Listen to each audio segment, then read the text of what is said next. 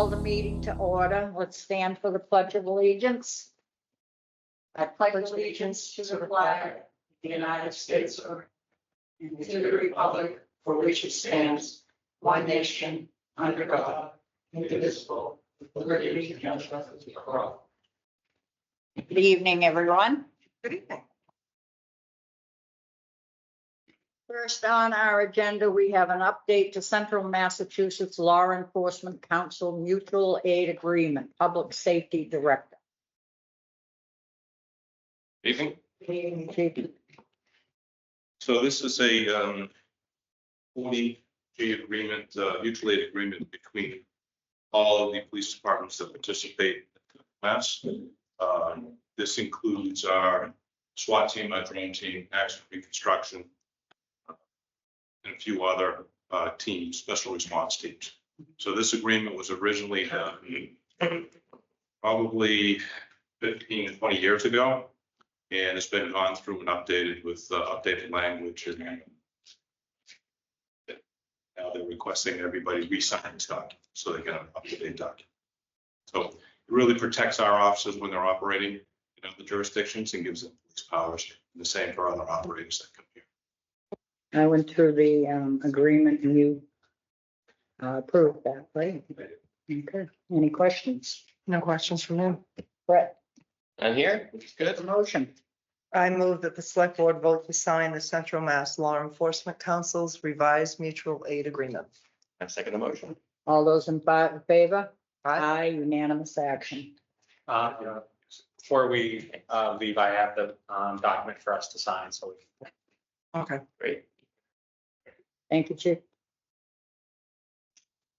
We next have the town manager's report. Okay. So the board also has a copy. So just going to summarize some of these items, department updates. This morning, so I provided department heads with a basic summary of where we are in the FY25 budget process. Last week, met with finance committees, go over the town manager's budget recommendation. Let them know that while there might be some individual departments, for the most part, not going to be scheduling reviews, they're going to start talking about long-term need. Also let them know that we've received notification from Mendon Upton Regional School District that the dollar amount we had in our FY25 budget may be revised downward. Next Monday is the budget public hearing, but we've received that notification that we may have a reduction, which then will be used to offset the increase in BBT as well as Norfolk Aggie. So I'm anticipating that essentially is going to be a wash. So no real net increase in our educational lines. Also notified staff that we're going to be having a presentation from DPW Police and Fire tonight about their articles about capital articles that are going to be on the warrant. I anticipate, based on the timeline, that for the board's next meeting, we're essentially going to have the finalized warrant. We're going to be after the planning board's public hearing for zoning articles. We're going to have the discussion tonight. According to our timeline for things to get printed, we need things finalized that last week. So we're getting closer. Later tonight, we're going to be going over a cleaning contract for cleaning services. These are going to be to supplement existing cleaning services with our custodian that's on staff. I'm also working, and Dennis has been helping out on revising some last minute revisions to HVAC control specifications so we can get that on the street. We're dealing with some HVAC issues with management of the building, older control system that needs to be replaced. We're starting a new cybersecurity training and let board staff know that they need to do a training, and they're going to start getting emails that will test their ability on whether or not they can recognize phishing or spam emails. Also met with Bill Taylor and another member of the Green Committee to discuss streetlight conversion. That's something that they're focusing in on sort of the end of that process, and coming back before the Board of Select Board to either recommend conversion or even a buyout of those fixtures, potentially saving $30,000 a year. So that's something that is in progress. Town clerk, of course, was busy today with state primary day. They're also working with contractor with CMRPC to change the website. Our new ESS director joined us for her first department meeting. Tanya started last week. She has a meet the director scheduled for Tuesday, March 12th. So encourage people to stop by. That, of course, is going to be at the community center. Recreation is continuing to accept registrations as well as applications for employment for Kids at Play. Also, we have a defined date for the Woosocks Town Takeover. We're going to be joining with Grafton and Mendon, and that's going to be Wednesday, August 28th. You can actually go ahead, go on the Woosocks page and buy tickets now. Town that then has the sort of most participation at the game gets a trophy for the day and is then in running for a trophy for the season, depending on total attendance from the town.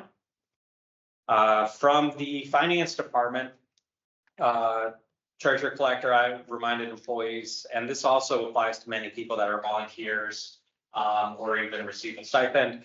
W-2s for employees are available through Employee Forward. If people do need copies, contact the treasurer collector's office. Also, there's letters that have gone out to about 40 property owners regarding tax title process. So she's been receiving a lot of calls in response to those letters that went out. And she's also going to be working with the town clerk, DPW director, and myself to finalize some of the bonding paperwork for Grove Street Bridge. The assessors basically just gave us a fun fact that they were contacted to get some deed information for Memorial School and found that that land was donated by the Knowlton family back in 1850 and 1851. This is historic research that the surveyors doing the FISCAV project need to know about deeds and do some history. So she gave us a fun fact this morning, and also then let us know about Municipal Empowerment Act, which is new legislation that's been proposed by the governor. One thing that is of interest to towns is that it gives an increase in local option for meals tax up to 1% from the 0.75, a new 5% local option for motor vehicle excise. So that is something that towns could use. And she's going to be sending out to business owners the income and expense report, which will be mailed out in April and due 60 days later. Planning is and code enforcement is busy as usual. We did have a house that was inadvertently demolished on Walton Goddard. It was a historic home. They are dealing with the historical commission to go through the demo demolition delay process. Did highlight that there are some procedural things we can do, especially with our permit tracking software, to make sure that we plug in the historical commission and make sure that they get input on structures that are subject to the demo delay. Planning is also working on some construction issues with Mayflower Drive that residents of that development have been complaining about the developer not finishing. And they're going to be having a hearing sometime in April, and we'll follow up with the layout hearing for Azalea to basically have them to certify it's complete and for us to accept the layout. And they're finalizing the scope of services with RKG Consulting, who the planning board has selected to help develop the MBTA communities bylaw. DPW is busy with all the rain we've had people contact the board about the driveway going up to the Pratt Hill water tanks. So they've been rebuilding that. We need access to water tanks, and there's wireless carriers up there that also need access, and trying to also mitigate should we get more rain, which unfortunately that's what this whole week is almost going to look like. We can then mitigate some of the impacts to adjacent property owners that experienced it a couple months ago. Water department is also troubleshooting discolored water on Mendon Street near Plain Street. sourced and appears to be coming from West River Pump Station. Moving on to conservation, people attending Conservation Commission meeting, we realize that they've gone to a different format. It's a webinar format. It restricts people from signing off. The commission, unfortunately, for the last 2 meetings has actually been Zoom bombed. They're the only ones that use Zoom, and they're the only ones that had actually experienced the Zoom bombing. So we worked with IT to resolve that and seeing things to be working well. The board had, over the last couple of months, received some feedback from the permitting departments. So land use as well as board of health regarding Precision Auto. We received notification this morning that the owner is making modifications to exhaust stack, and with sending verification to DEP, they should be able to sign off on that, and that should basically close out the outstanding issues with Precision Auto. I'd look for Laura to make sure there's nothing else that's hanging out there. Yes, they actually responded extremely well, and they should be commended for fixing everything that was an issue. Board of Health also is scheduling a hazardous waste day for July 27th. And also let staff know about CDC has released new COVID guidelines that basically if you're fever-free for 24 hours, you don't need to quarantine. And they basically said that this is being sort of grouped together with other respiratory illnesses. The library, with these warm days we've had, is seeing a significant increase in playground usage. And so it's something that they're very happy to see. And lastly, just want to sort of remind the board and basically anyone watching as well as anyone in this room. Yesterday, we published our expression of interest for Holy Angels. So looking for ideas, concepts, preliminary plans for just what do people have for ideas. So send out an email to boards and committees, just asking to spread. I've also put this out on social media, Facebook and LinkedIn, and asked basically for any connections to just try to get as many eyes. We've changed to this expression of interest to try to get away from very detailed RFP response requirements and just have a discussion and get ideas. And then we can refine once the board, once the process closes, which they're going to be due April 25th. We can then focus in what are some of the ideas and what can we really then refine the RFP for and narrow things down rather than having a very broad but very technically detailed submission requirement. So hopefully this is going to get some different eyeballs and get some responses in for us to move forward on it. We still going forward with the bids on the outside? You mean for the painting and stuff? Those are things that we'll be working with the DPW director in the next month or two. We were waiting for warmer weather to then finalize those. Questions? No questions from me. Thank you very Thank good. you. Next, we will open up to public input.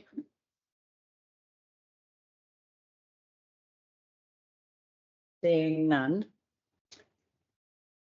Next on the agenda is raise demand fees article presentation by the treasurer collector. So we have Jess joining online. Good evening, Jess. How are you? Good, how are you? Good, thanks. I have put forth this article for town meeting in order to give the select board the authority to raise the fees up to the amount allotted by Mass General Law, Chapter 60, Section 15, which right now says not more than $30. Our current demand fee is $5. The point of the article would be not to set an amount, but to have town meeting give the authority to the select board so that we could review it from time to time and be able to adjust it accordingly without having to go to town meeting each time. This was an article that I did use in a prior community for the same purpose. Thank you. Any questions? I do have a question. So this doesn't change any fees. It just takes instead of going to town meeting, the select board could determine whether or not we wanted to change fees. Am I correct? Correct, so that we could revisit it, say in the summer or the fall, the best time to change fees based on when we incur them the most would be for like January 1st rather than July 1st. So this would give us the option to revisit it when we wanted to. My quick analysis was that we get about $10,000 a year from the $5 demand. So bumping that to 10 would obviously double that. Thank you, Jessica. Thank you. All set? I'm all set. Thank you. What's Thank the- you. Sorry, what's the, I don't have it calculated. How many of these do we issue per year? 10,000 I just, divided by 5 is. yeah, give or take, it was a little less or a little more than 10,000 for the last 3 years. So at $5 a pop, whatever that comes to. Most of it's excise. There are quite a few real estate and personal property, but a good bulk of it is from the excise. Thank you, Jessica. Thank you. Did you want to open your meeting? I'll get, your next agenda item is to review warrant articles in the town meeting Yes. and the finance committee decided that they would like to hear what these capital articles and what is being put forth. And rather than have the proponents tell the story twice, decided we would come here and ask our questions now. So Wire and I are present. Steve Byrne is up there. Vern is on the screen, so that amounts to a quorum. Sean is too. John, You just wait. John, all right, so we have a quorum, so that being said, call the meeting of the finance committee to order at 7:16, 7:17. So, I mean, Okay. that's it. All right. Next, we have capital articles presentation, DPW director. Madam Chair, Yes. did you have to do anything on the? No, that's just it. So it's just a discussion. I have as the last item, just to review, in case we wanted to have further discussion on. Because it's whether or not we want to keep it on or take.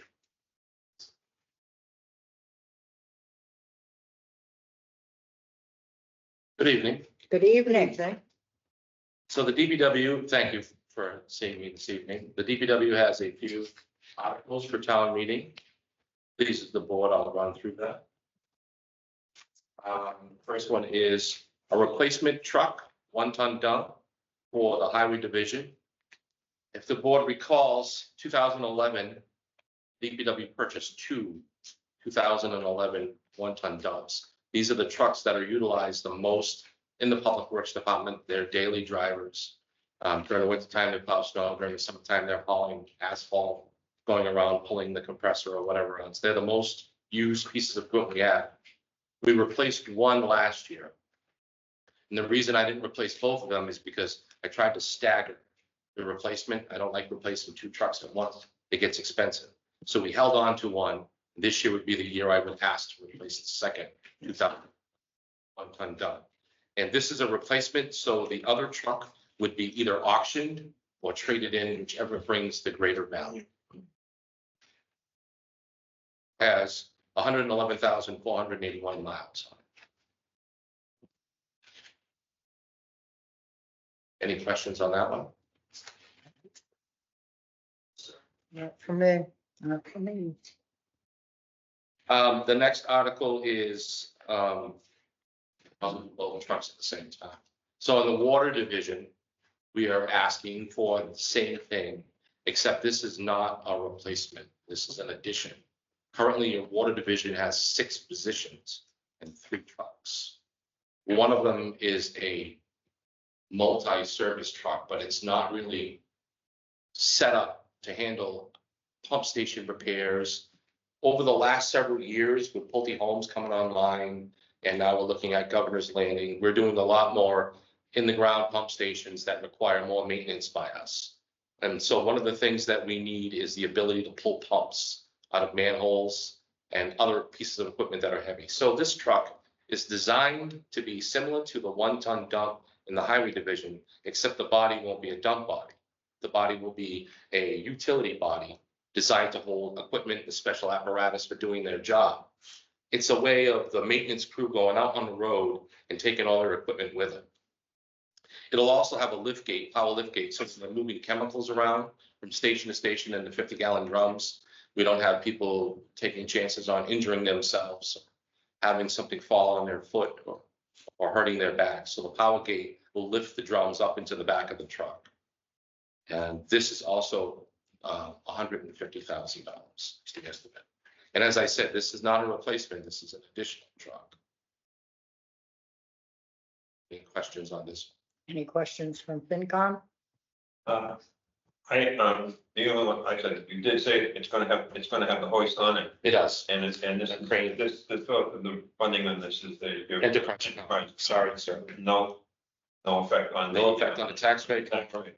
or the user rate. Right, anybody from the finance committee have any questions from Dennis? Dan Lazarus up there. Steve, John? Nothing for me. Thank you.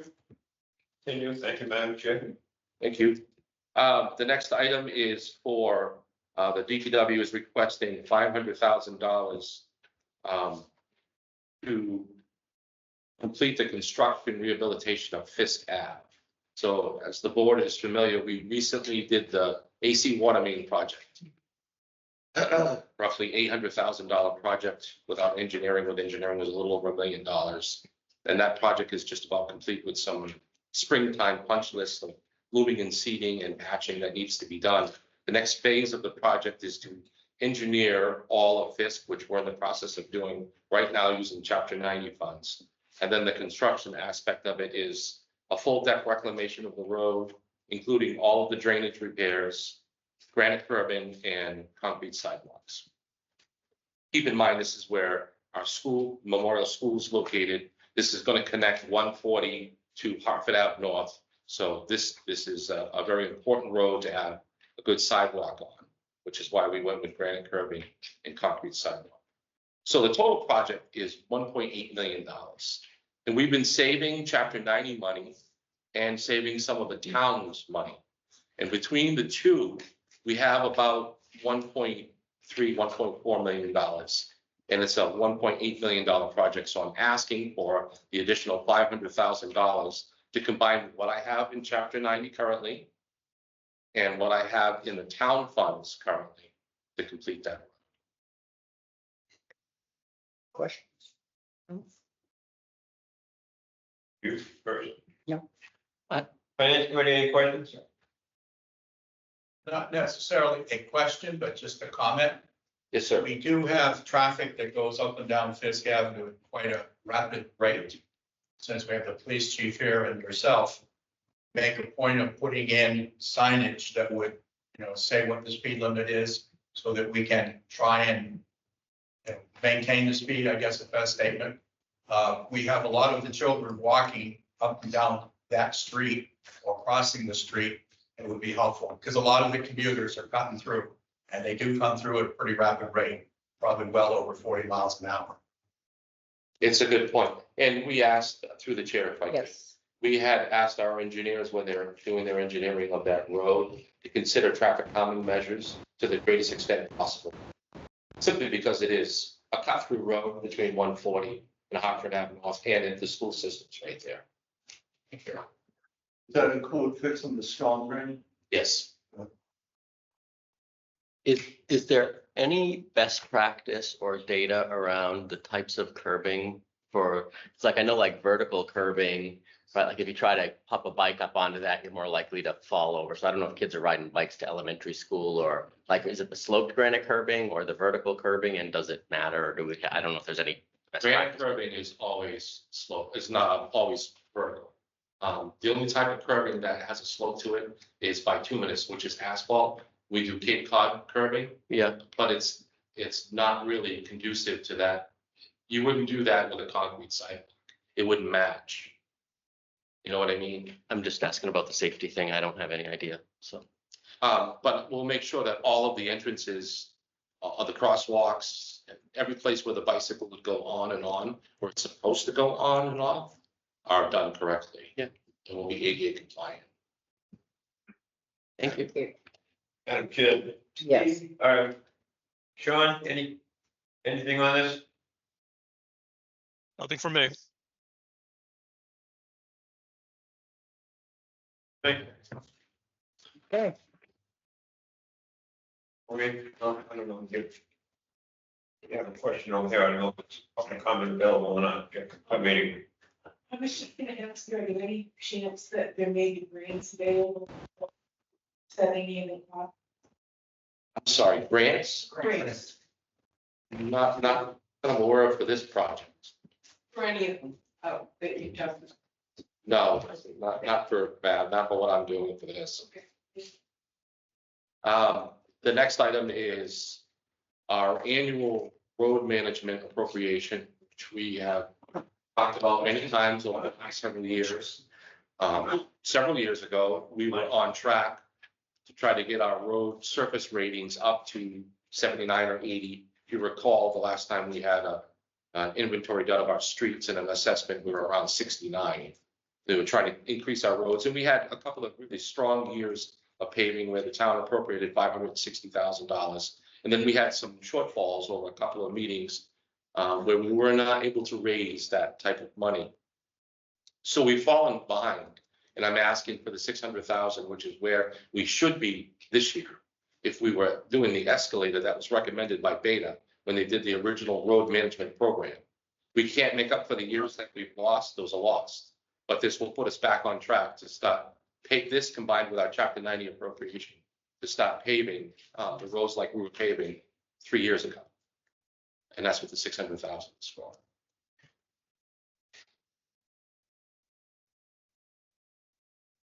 Questions? Big fan of paving, as you know.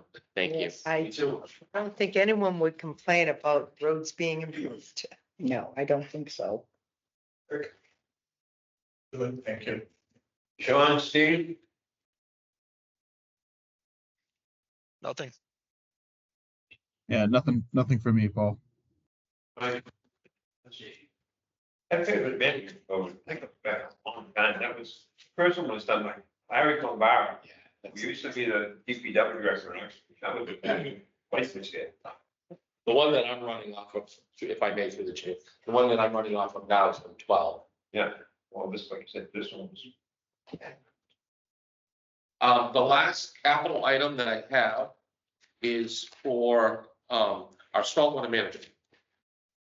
So the DPW is responsible for doing our annual report and maintaining all of our storm drains here in town. But the actual regulations fall underneath the Conservation Commission. And we are due this year to update our regulations to meet the standards of NIPD's National Pollutant Discharge Elimination System for this year. So there is a proposed stormwater regulation, which I'm going to be presenting to Conservation in the next few weeks for them to vote on it and have a public hearing. And then that triggers the bylaw. And that's what this article is for. It'll allow the town to ratify the bylaw and make everything official. And if the board ever wants to peruse the regulations, and it's rather large, but it's all here. Have you perused them? Oh, yeah. In Dennis we trust. Most of it has to do, if I may, a brief explanation, most of it has to do with post-construction regulations, which we haven't touched upon in the last 5 years. So it takes an awful lot of smaller developments into consideration. Right now, an acre above triggers our rules. This will make it a little stricter and give the Conservation Board a little more authority to weigh in on development. That's it in the gist. Thank you. No questions? Alan? I just want to state on the record that I think this gentleman does an amazing job, and I don't think we've had as good as a DPW director since a friend of mine used to be the Durham and Tetro. And This gentleman does an awesome job. I want to thank him, Mr. Simpson. Thank you, sir. You're welcome. Caught me off guard on this. Good thing you were sitting down. Sorry, True, though. trouble. Through the chair, that is all of the articles that I have. The other thing I could do tonight, if you would like, is a brief overview of the budget, if you wish. Okay, it's up to you. There's not a lot of changes. Madam Chair, if I might interject before this presentation. A year ago, the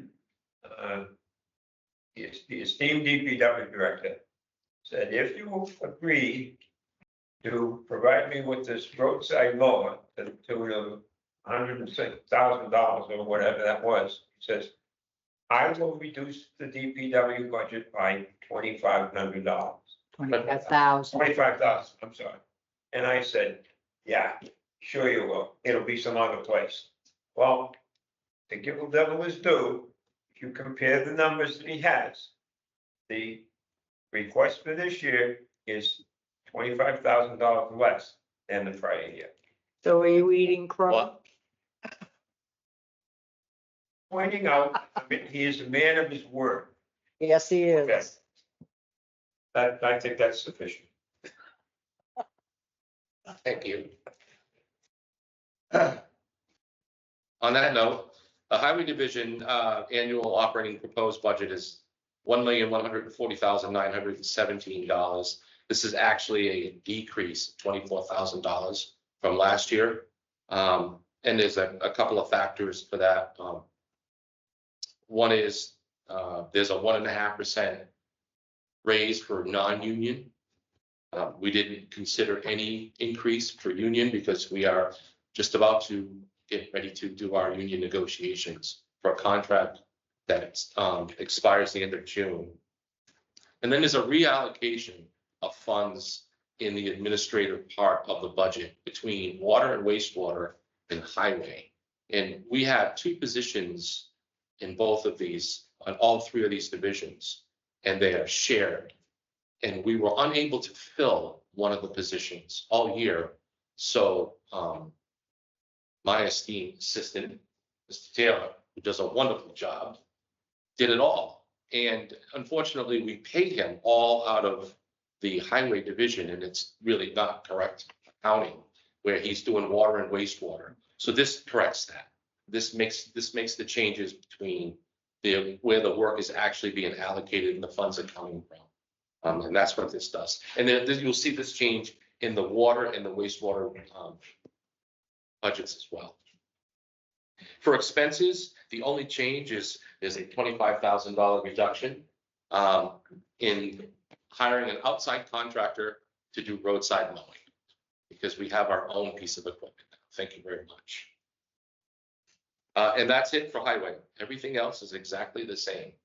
It is a level service budget. For parks and cemeteries, it is a $353,575 budget, which is almost exactly the same as it was last year. It is a 0.06% increase, and that is representative of the 1.5% for non-union. Everything else stayed the same. For the water budget, it is a $1,014,543 proposed budget, which is $28,248 or 2.86% increase over last year.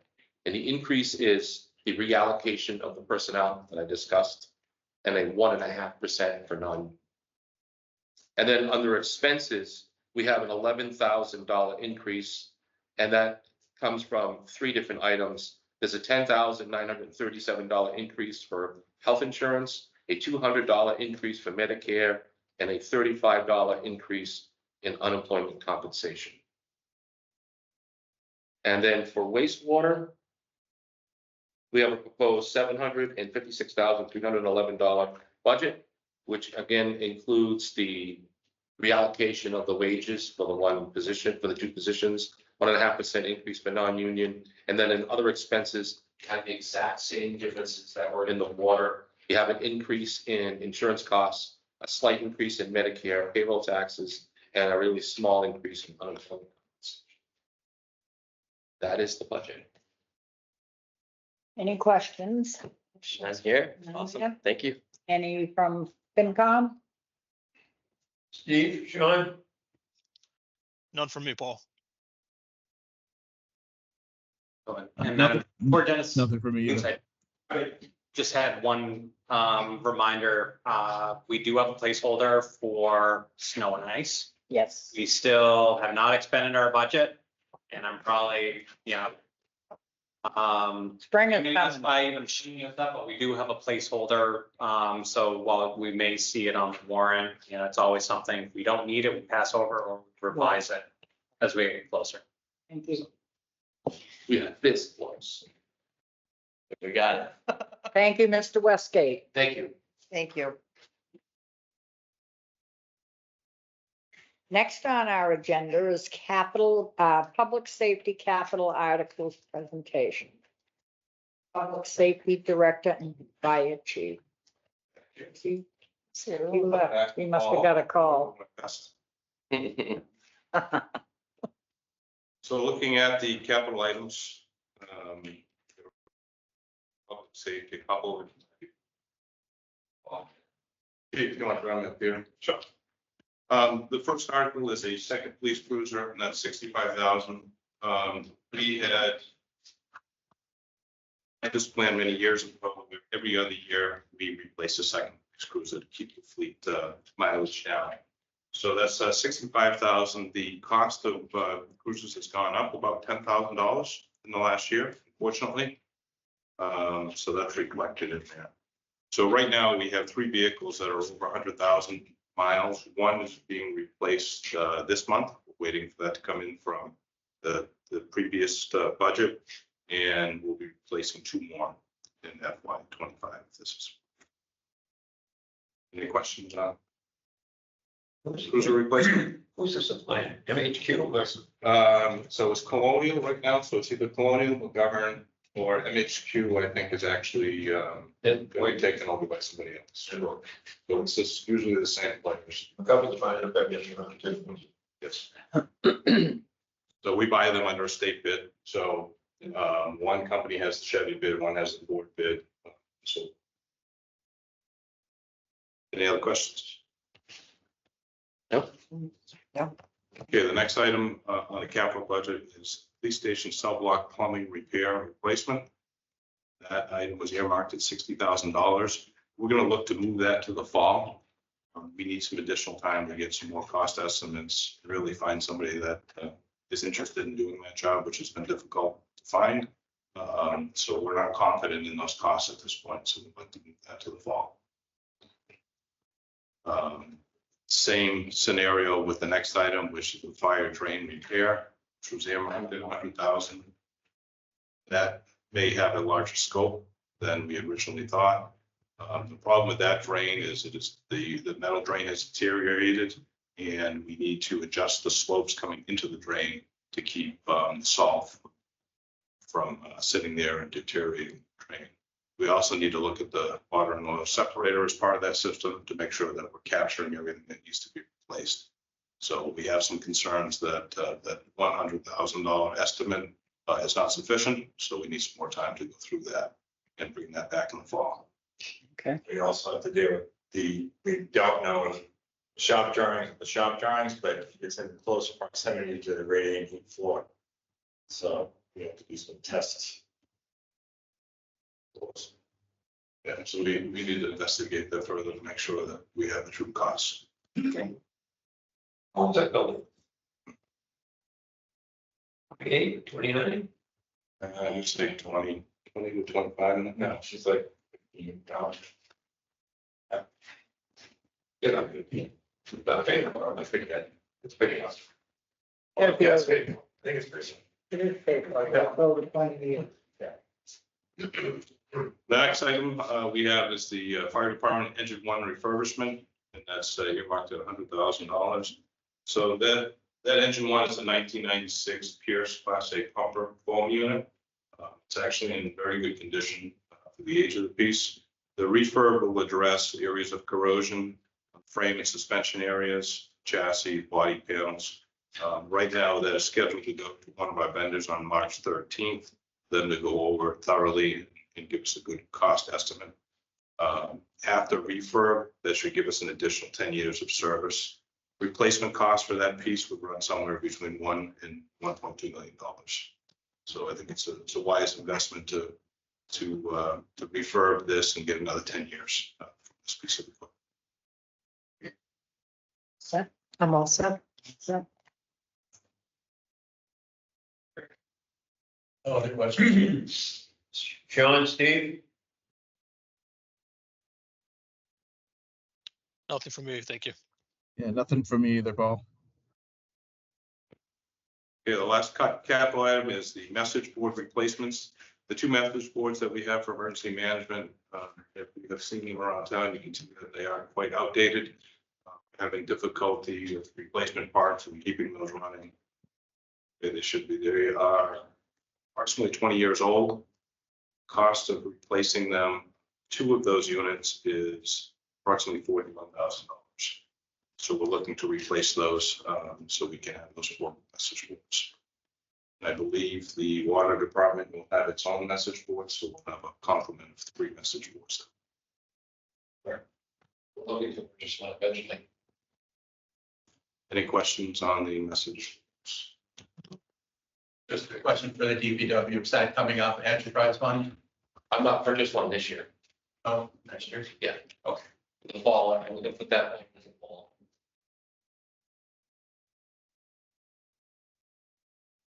But yes, it would be enterprise. Thank you. If we are all set with the capital items, move on to budget review. Start with police communications. The FY25 budget for police is $2,017,101. That's an increase of $38,520 from the FY 2024 amount. The budget does not include the collective bargaining agreement that is due to be negotiated for FY 25. The following increases are included in the budget. So 1.5% COLA, anticipated merit raises for non-union personnel, step increases in wages for union personnel that are in the current CBA. And there's also a $204,250 wage reimbursement through our expected state support 911 support incentive that is included in those budget numbers. On the expense side, it's a $10,000 increase in a cruiser replacement for the fleet. As a reminder, there's one in the budget and there's one in the capital. Any questions on the expense side? Okay, Rick, Other questions? Sean, Steve? Not from me. Thank you. Yeah, nothing for me either, Paul. Thank you. On the revenue budget, there are a few items that are pretty consistent. The previous year's sport incentive grant, again, is $204,250. 911 training grant, $25,000. The regional 911 fee that Hopedale pays to us for regional dispatch of $23,515. The Mendon Upton school resource officer fee of $35,000 and a BPT school resource officer fee of $60,000. It's the communications budget.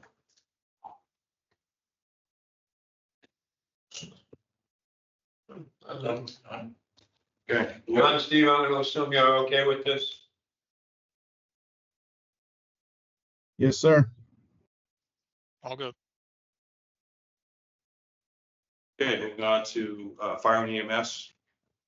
The FY 25 budget for fire EMS. $1,381,901. $1,381. You're getting out cheap there. Should have seen Mike's face. We kind of. It's an increase of $10,713 from the FY 24 amount. $371,688. That doesn't include the collective bargaining agreement that is due to be renegotiated, and also any increases in classification contract for our next year. impact the budget. The following wage have been included, 1.5% COLA, anticipated merit increases for non-union personnel, step increases in wages that are required under the current CBA. On the revenue side, it's expected that we'll receive, it's 260,000 in the budget, and I know Kenny likes to budget that very conservatively.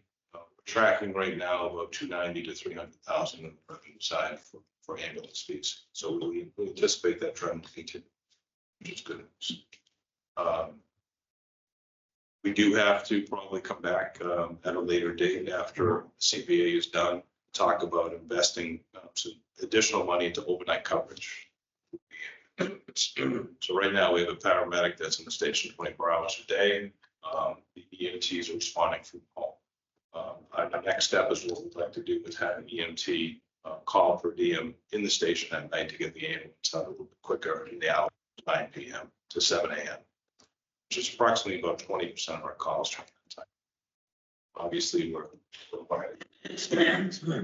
during the day and early evening where 80% of the calls come in, but we'd like to increase our response time. So we'll be making a future presentation into those costs and revenue and how that all works out. Any questions on fire EMS? I do. The chief and I have talked a couple of times about the inordinate amount of runs we're doing at 206 Milton Street. The question is, chief, are we getting any money out of these calls now? Let's say some of them maybe Mass Health. I mean, if we don't transport, we can't bill. Right? That's correct. So without getting into too much detail, most of the people that are getting services at that location do have some sort of insurance. Most likely would not be in that facility. It is challenging. It is driving up our calls for both police and fire because many of those calls are very complicated. And it takes some time and patience at those calls. So we have been tracking those calls.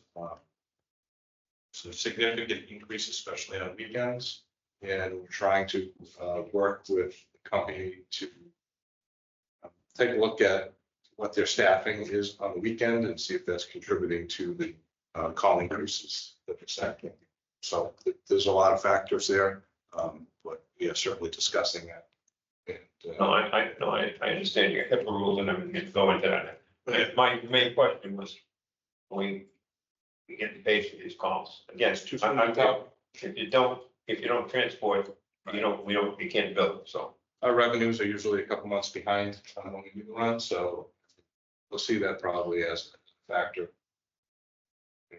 increasing, but it's certainly time consuming and take. And it's tying up your resources as well. Yeah. So that will be there'll be some future meetings with that group to talk about response, their ability to manage their clients as well. And I think the town has to keep in mind that as the town grows, all facets of, demands on all the departments will grow. Just common denominator with us is we have seem to be a fast growing over 55 age group, which we haven't done a study to see how they've impacted our runs, but it's definitely been an increase in calls also. The one thing, keep our fingers crossed, we're going to get a nursing home, because that's what drives your call volume to the roof, or a assisted living facility. That really puts a tax on those communities because they can be town ambulances usually get taxed with the first response to that. Madam Chair, to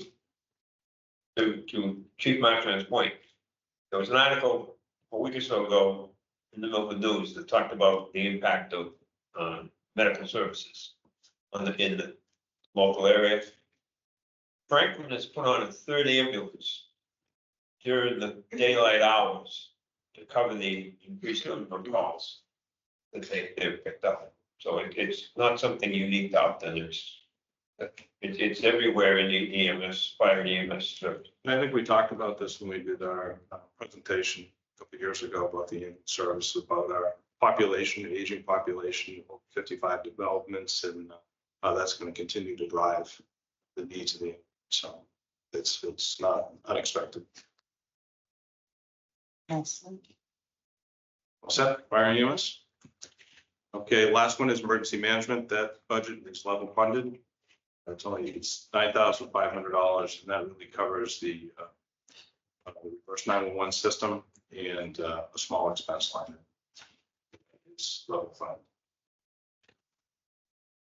Questions, emergency management? Here. Thank you. Thank you. Thank you. Thanks. Sean, Steve? Anything? Nothing from me. Nope, all set. Thank you. No questions. Thank you, chief. Thank you. You both. Thank you for coming. Next on the agenda, we have land acquisition articles for the land stewardship. Good evening, Bill. Good evening. Rick. Yep.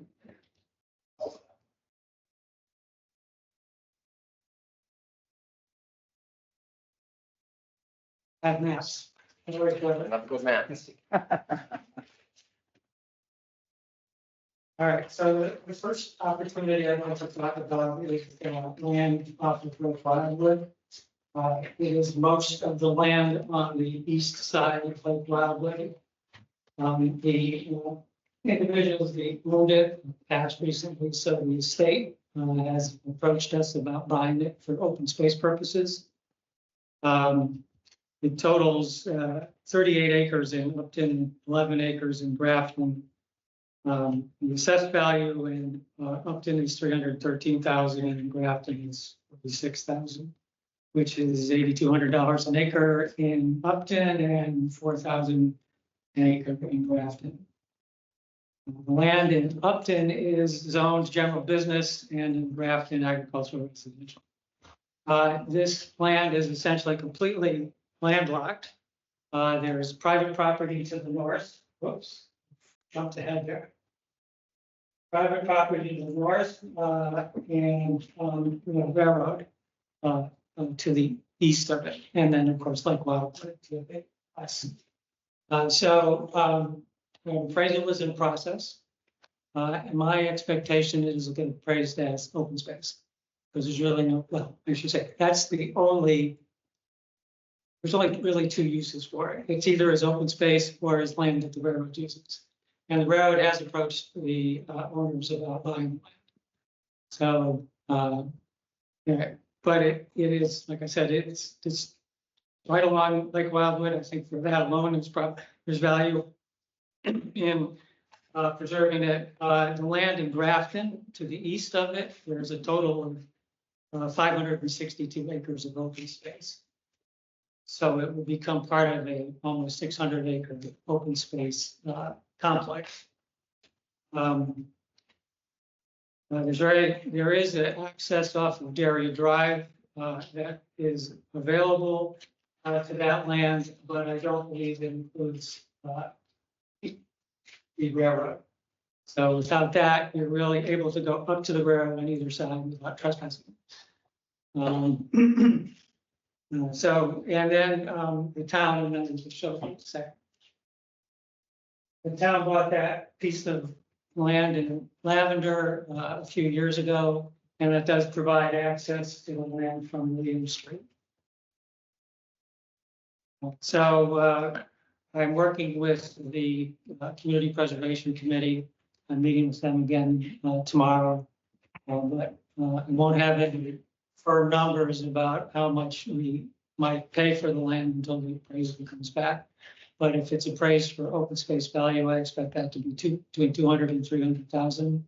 And I'm expecting that we'll be able to raise 100,000 from other sources. So to the community preservation fund would be about $200,000. How much? 200,000. Question? No. Well, I guess I do. You said the railroad is expressed interest.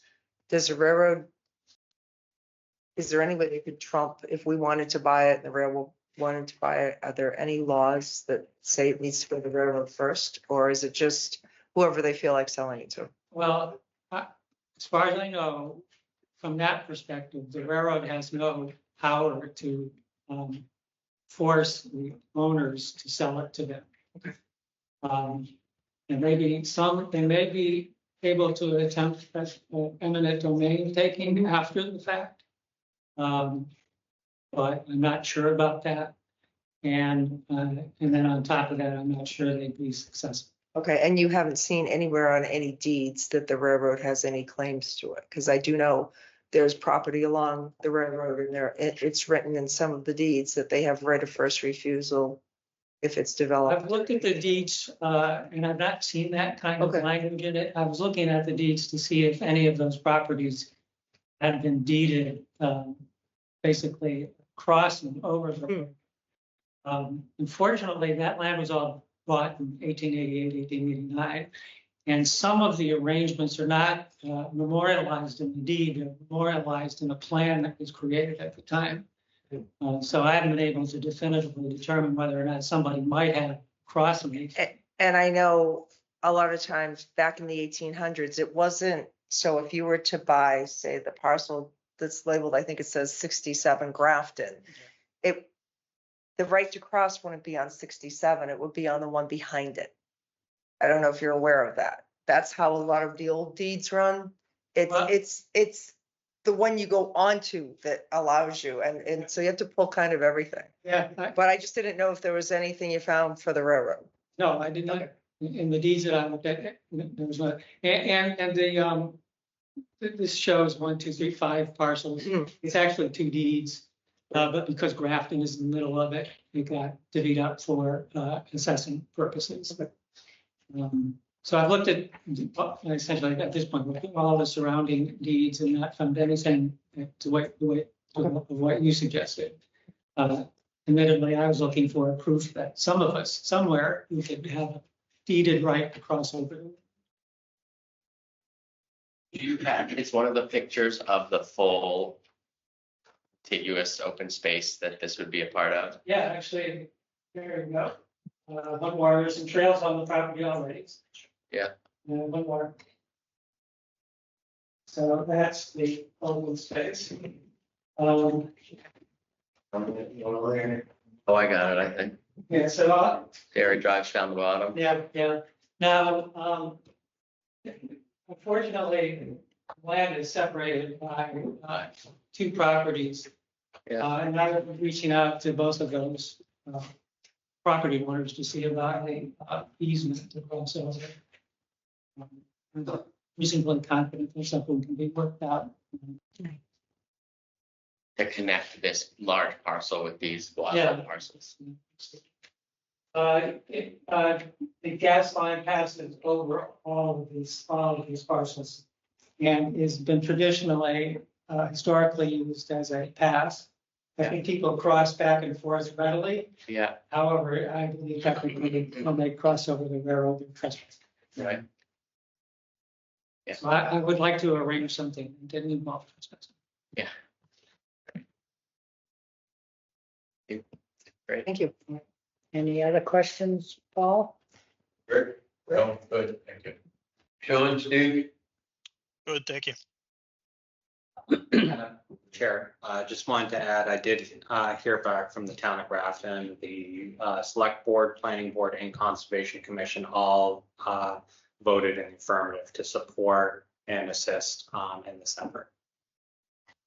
When's the CPC hearing?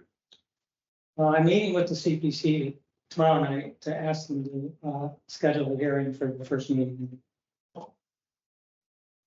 CPC's never said no to anything, so. You can certainly come to the April meeting. That's. Sure. Yep. All set? And then there was the candidate we talked about. Close that. Yes, and then 47 Mechanic Street is currently for sale. It's right next to the Robertson place where we purchased the conservation restriction. And what we are planning on doing is we are working with Metacomet Land Trust, and we've raised $60,000 to purchase the land, the back land. So it'd be the back 15 acres. Essentially, the land on the east side of Warren Brook, west side of Warren Brook, which is at the riverfront, and then land on the other side of Warren Brook, which is on the other side of Warren Brook.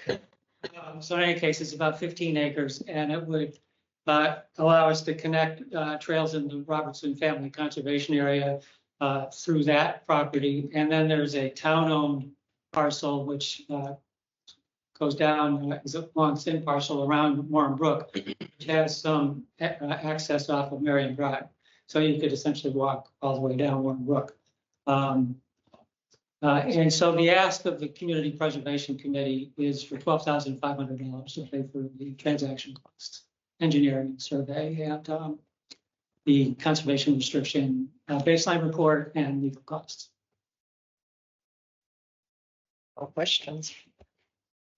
So, Well, thank you very much. Thank you, Bill. Thank you for coming. No other questions? John, Steve?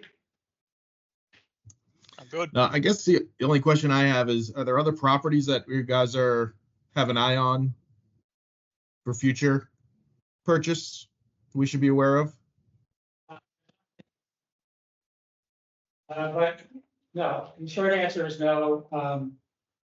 Would be helpful probably at some point have a conversation about longer term opportunities. Thank you. You get that, Steve? Yep. Yep, all good. Thank you, Bill.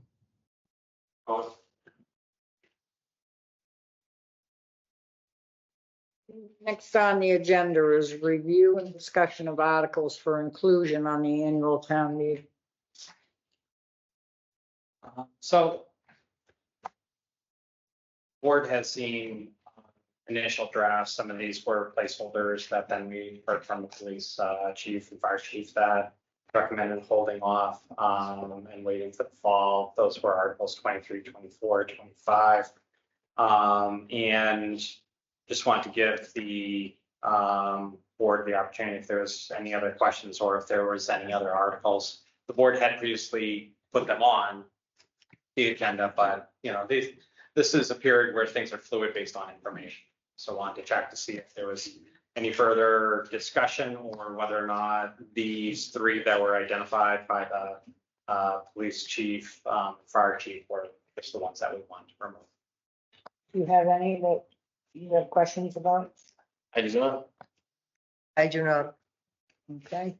Also, So I'll go ahead and remove from the warrant the current 23 or 25, and then the next meeting we'll have a revised one. I did hear from planning board. They did vote to remove, and there's more work that needs to be done on one of the zoning articles. We'll get that in writing after they have their public hearing. And then there's a funding request at the Affordable Housing Trust. Out of the 35 that we had, we'll be bringing it back down to 30 and maybe a little below if we don't need any snow and ice. So. Question to the chair. yes, Town manager. Number 25, which is the fire department refurbishment of engine 1. Fire chief said that on March 13th, he was going to have a cost estimate. But did he actually say they were pulling that from the warrant? Or delaying it till the fall? Oh, I'm sorry, you're all right. You have the meeting for coming up for the cost for that. Correct. Oh, You just So like, it remains on on the warrant then? yes. Okay. that's our intention is to keep that one on, to remove the drain and the police station plumbing fix. It's 23, next on the agenda, appointment council on aging. So put this on the agenda. If I may. I see no further interest of the finance committee going, or any discussions going forward. So that being said, and anybody disagrees, speak now, hold your peace. I would accept the motion to adjourn the finance committee meeting. Make a motion to adjourn the finance committee. Need a second on this, Steve or Sean? I'll second the motion. Roll call vote, Paul Flaherty, aye. Rick McGuire, aye. Sean Craig, aye. Steve Byrne, aye. That is 8:05. Thank you, Ben. Thank you for being here.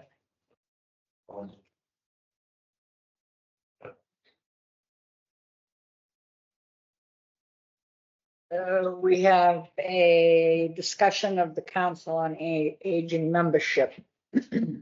So about a week and a half ago, the board was forwarded applications for Council on Aging. And I wanted to sit down and from attending the previous Council on Aging meeting, there was a lot of questions from members there as far as existing terms, how many years people were on, and the exact number. So I was able to do a little bit of research going through past annual town reports and identify that out of the 11 members. I think there was the thought that there was more vacancies than there really were, because we had in the last year, we appointed 2 people, one just a month ago and one 6 months ago to sort of fill the remaining term. So was able to identify that we have 1 vacancy, and then in looking at the terms, we have members that have been on for at least 12 years. COA in many towns and in guidance documents put out by the Mass Council on Aging recommends basically 3 years, 2 3-year terms, then 1 year off, then going back on. That's fairly standard. The idea is, of course, for rotation. The current Council on Aging is revisiting its bylaws. There's actually a couple pages that we haven't been able to identify. So they're just starting sort of from scratch, taking what we do have and developing new ones. And this issue as far as appointment and the length of terms coming up and how to handle it was identified from the Council on Aging as far as we think we need to take a closer look at that. So wanted first to give the board an update as far as where things were, and then there's essentially a table that identifies the current vacancy, but also coming up this year, which is highlighted in green, there's 5 appointments that would need to be filled either through reappointment or for appointment. We do have one of those as a vacancy due to unfortunately all the 4 passed away earlier in the year, but we also have reappointments for people that are filling out the room. So wanted to give the board sort of summary and get the board's guidance as far as we can seek Council on Aging's input as far as, well, this is your membership, how do you want to handle it? There's been quorum issues where they haven't met for consecutive months because they couldn't get 6 people to attend. With an 11-member board, you need 6. So some people have thrown, well, maybe we need to reduce it down to 9. And that's one of the things that would fall within the select board's jurisdiction, especially once we get closer to reappointment and appointment process. Do we want to maintain 11? Do we want to bring it down to 9? And one of the thoughts in talking with staff was maybe we sort of pass this back to the Council on Aging, get their thought. They're the ones that haven't been able to meet. If now with their new membership, with filling some of these vacancies, they're no longer in risk of not having quorum, maybe they feel different. And that way it could come back to the board. Also, likewise, here we are in March. In a couple of weeks, we're going to be sending out those letters on reappointing. So we're getting so close that we'd be appointing someone to fill a vacancy for a month, and then to get them back on schedule so we can have sort of a logical progression as far as appointment cadence. We have them filled for a term, and then we be then appointing again. So looking for input as far as, do we push things off to the Council on Aging, give them an opportunity to provide recommendations back to the select board, and then at a follow-up meeting, we can make any changes that are deemed necessary, or just wait until we do that reappointment and appointment process and another 2 months. I would agree with that. Putting it back onto the council. Okay.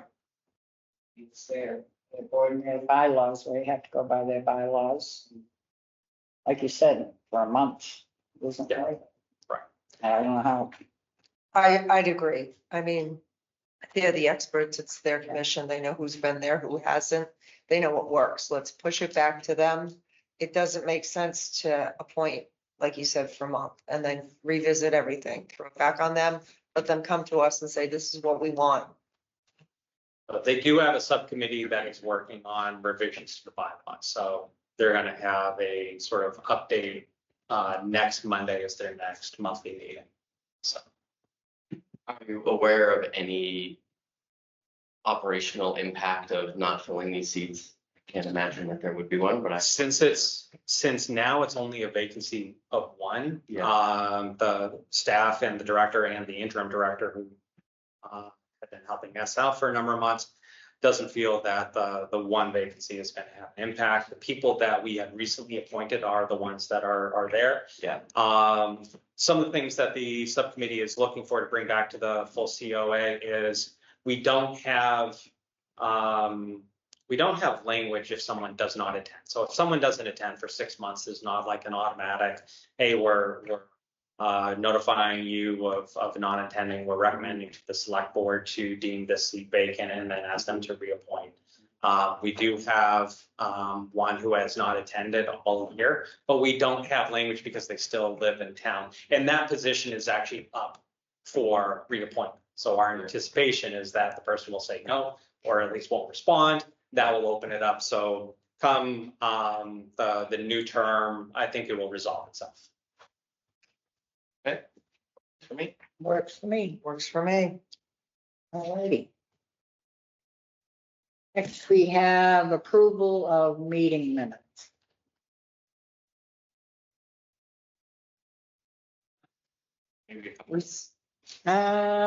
Clean out. Yeah, Getting ahead of I'm yourself. getting ahead of myself. Just wishing we were that far ahead. Road rate application, has everybody gone over that? Yes, Yeah. Everybody's good with that? I am good with that. I'll take a motion. I can find it. I will. If you, whoever finds it first. I found it.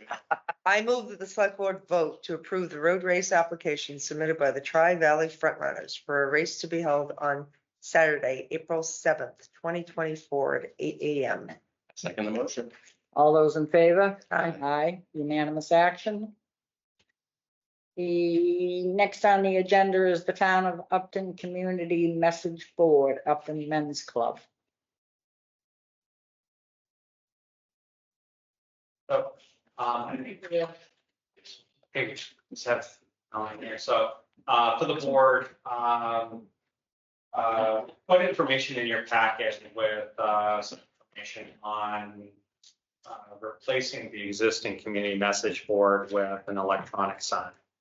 And just to be clear, we're not talking about the highway signs that the chief just mentioned. No, correct. This is the one outside of town hall. Message boards today.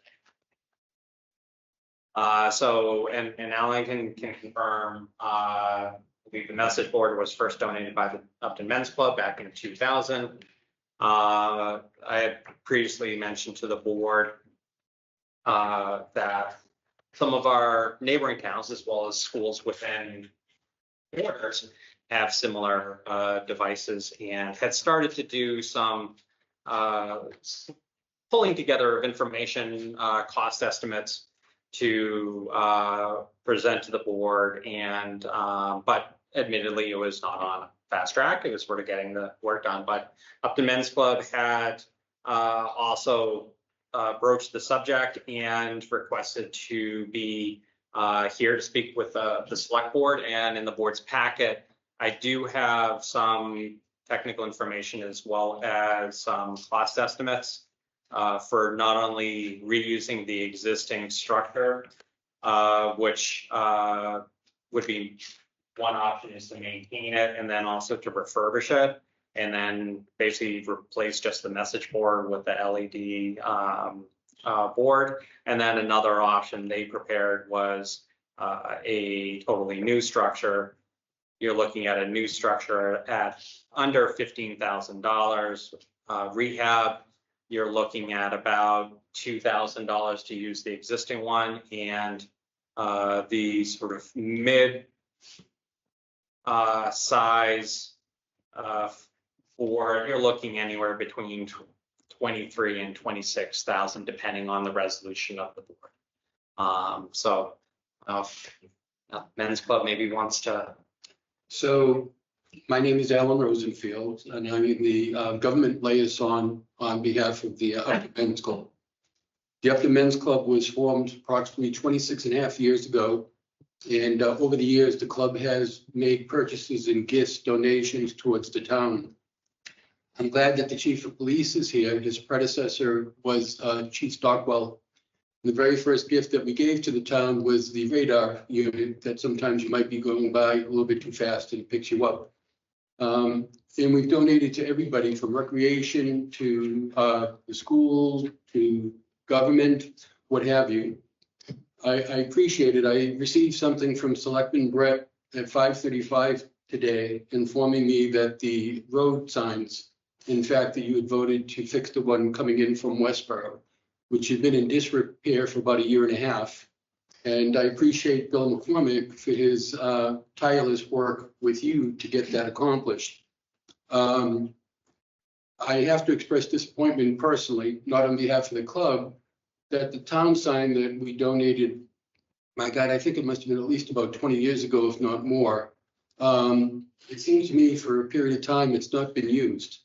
And there are actually alphabet letters that you can put in there and educate the community on what's going on in town, and it hasn't been happening. We are aware that now there's a consideration of now making into a digital sign, which I personally am very much in favor. And Eric Robinson is a member of the club. Brad Didio, I believe, also is in favor of it also. We've always had a great relationship. You're a central source of our success with regard to the fireworks, which Brad amazingly handles himself. And, we took that over from the VFW. I guess, what am I here for? I guess I want to do whatever, and the club wants to do whatever we can to assist you. Because going around communities, you'll see that they have digital signs. And digital signs educate the community. And the whole purpose of, in my mind, our gifting that sign to the town a couple of decades ago was for the town to put information that otherwise community members wouldn't even know about.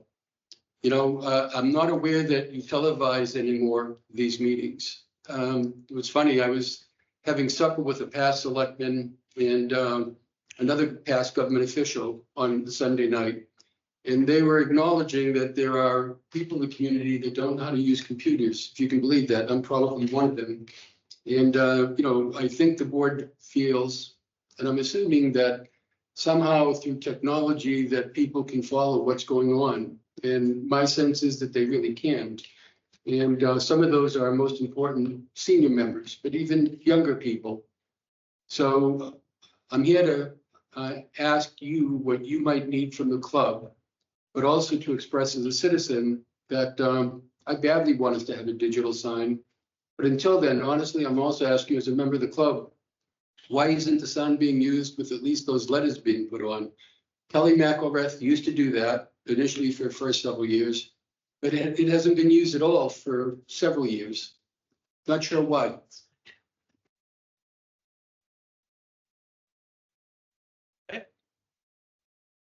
Do we know why? The town clerk does post like election day, town events, and grants being open, employment for kids that play. I think one of the main things, and which is a legitimate concern, is that it is labor intensive. The town clerk is out there and whether to change it. And, there can be new tools to change the message more frequently, be a little bit more responsive, to educate the the public. An example for people who drive through downtown Whitensville, if you're stopped at the light, it doesn't cycle like too fast. It's like every 10 seconds, but it does at least cycle something that then is more than one message. And that's one of the challenges. We have like, or the state primary, we have week and basically 10 days worth of early voting. And that's what stays up on the board for that period of time or town meeting. I agree, we can be more responsive. And you know, we'll work more to try to rotate things faster, but there's the limitation where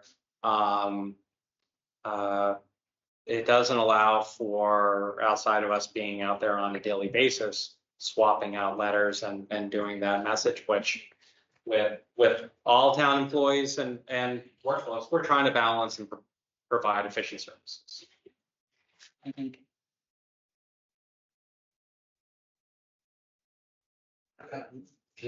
Yes. Yeah, Eric Robinson, been a member of the community for 30 years. And I joined the men's club initially. There is electricity out there, by the way. It's not hooked up to anything, but it's out there. John Mazzoni ran it at the time.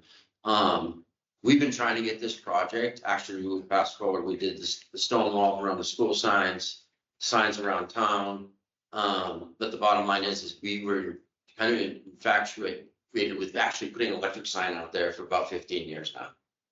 Because if you drive by other communities, they usually do have something of that nature, at least I should say, I don't want to say affluent communities, but communities that have a float in front of the town hall have put a lot of electric signs in place, whether it's for something of the election or a town parade.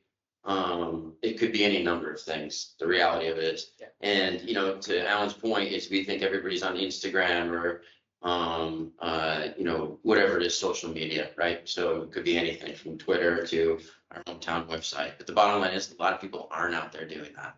And just informing them, whether it was the fireworks, whether it's a race in town, doesn't matter what it is. The reality is the community becomes better informed. And I'll go back just really quick. What stalled this out was there was a bylaw, there was no electric signs allowed in the town. At the time, Jim Brochu was one of the selectmen and was able to get it through where they put the sign in front of the belly tack. Following suit is Nip Up now. And we just feel like now it's time for the town hall to have their sign, right? I think it'll make it easier from an access standpoint, but more importantly, just becoming more well-informed community about what's going on in the community. It's a major intersection. It could definitely help the community from that standpoint. I just want to add too, so when I was a selectman, we had the Milford paper followed us. We had a reporter every week. We met weekly. We also had something called the town crier, which we don't have. And at that time, it did follow the board of selectmen and what was going on. We also had television, and the selectmen meetings were actually televised, which they're not. And I mean, if I was with you guys socially right now, I'd ask you to tell me what TV station it's on. I'm not sure that individually you really can do that. So the reality is it's about educating the community. Neither can I, Brett. I have no idea. About educating the 69 around the state, to different towns to cities. Everybody has digital signs from government. And it would be on and be viewable 24/7 about a wide array of subjects, like Eric mentioned. It's a shame that it hasn't moved more quickly, and it really should. There are citizens out there that don't have a clue what your important board is doing. They don't have a paper anymore that comes here and writes anything about what you three are doing. And it's a shame. And if you wonder why maybe people don't run for office or they're not on committees, it's because they don't even know what the heck is going on in this town. Honestly, and this is a way to change that. And as a citizen now, I'm asking you to do something and change it. Thank you. Thank you. I just had one other comment on reasons why the sign hasn't changed. It is very time consuming, weather permitting. They have to go out there, they have to spend 10, 15, 20 minutes, whereas with the electric sign, they do it at their desk. I mean, it makes it so much easier to update, so much faster, and so much, you know, on a much more frequent basis. Just as a follow-up to Mr. Rosenfeld's comment, Who actually has responsibility for updating that sign downstairs? They won't be able to tell you because, again, it was done by Kelly, the clerk. And when she stopped doing it, nobody did it. The Board of Selectmen at that time didn't assign anybody. And that's why this donation has been unused by this town for such a long length of period to the detriment of the people who live in this town, in my opinion. And I appreciate what Brad said. But again, respectfully, I think as a past Board of Selectmen, if you are the current Board of Selectmen, you can easily appoint somebody to walk outside and change the sign and do it. The information and education of the public should be important enough that somebody do it. The town clerk, he handed the letters to change and it is being done by the town clerk staff. Maybe we can get this digital sign. That would help a lot. Yes. Just a comment, the sign was donated 20 years ago. I think we can find the money in the budget to update it to something digital, to keep people informed. Whether we rehab the sign or just make the whole thing a little bit bigger, because I know I'm having a harder time. The smaller the lettering, the more I can't see it. It happens. So if we could get something brand new, I would love for that. Didn't we get a price on that? Yes, You I had do looked. have, in the board package is the cost estimates for And the different, if everybody looks online at the packet, there's 4 different sizes. Personally, I'd like the biggest one. But that's a sign of my age, but thank you. I'd ask that Eric be considered on behalf of the club to be involved. He's the most informed and educated about it, honestly.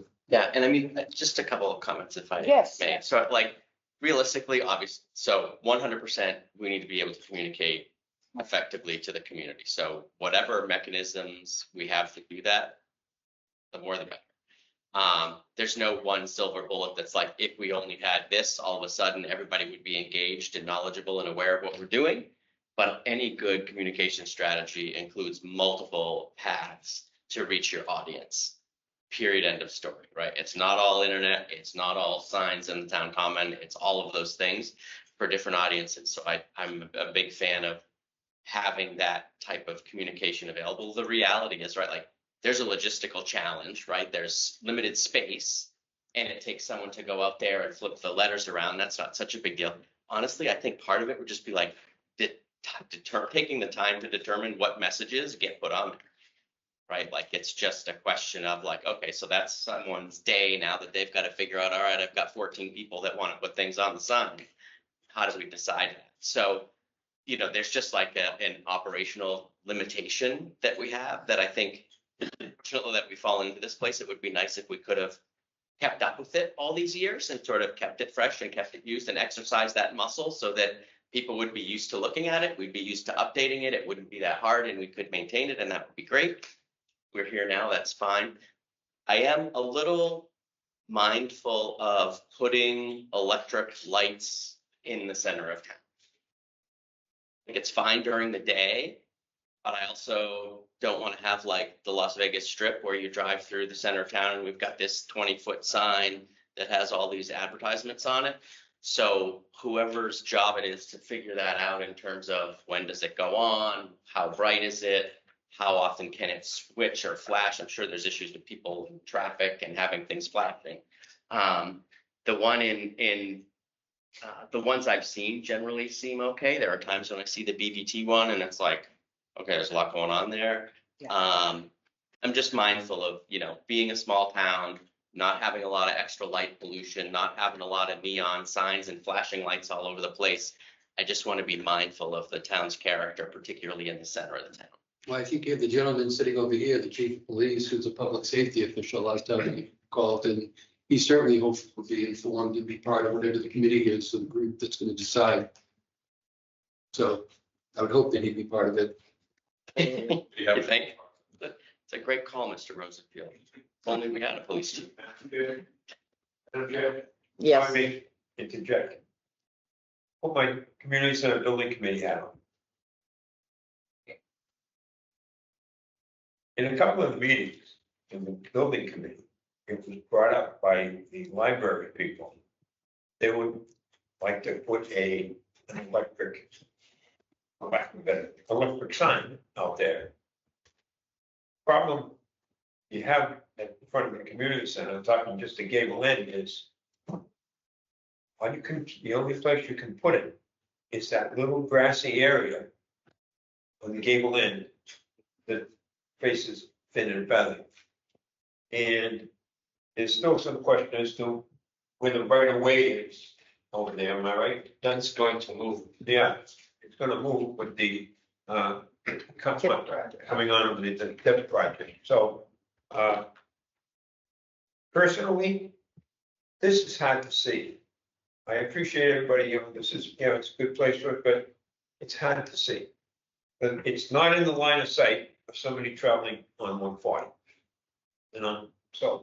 And I appreciate everything that Alan has said. So I'm not, trying to be negative about that, but my feeling here is this is not the best place for this. It was the best place available at the time, but it's really hard to see as far as I'm concerned. When you come around, if you're coming on towards North, you don't see. So we have. And at Alan's point, if you want it in a place where it's going to be seen, that's not the place. I think it's a very fair, I think it's a great point, and again, totally not to take away from, right, like, I think we're all in violent agreement that this is communicating is a great idea, so we're all supporting each other in that regard, which is fantastic, and trying to build on that, and it sounds like we've got 2 highway signs that the towns people are going to be voting to approve, the portable message signs. It sounds like Dennis might have one on the agenda for the fall, so that's 3. We've got this sign here now with this conversation around, do we update it? Do we electrify it? Now you just introduced, do we move it?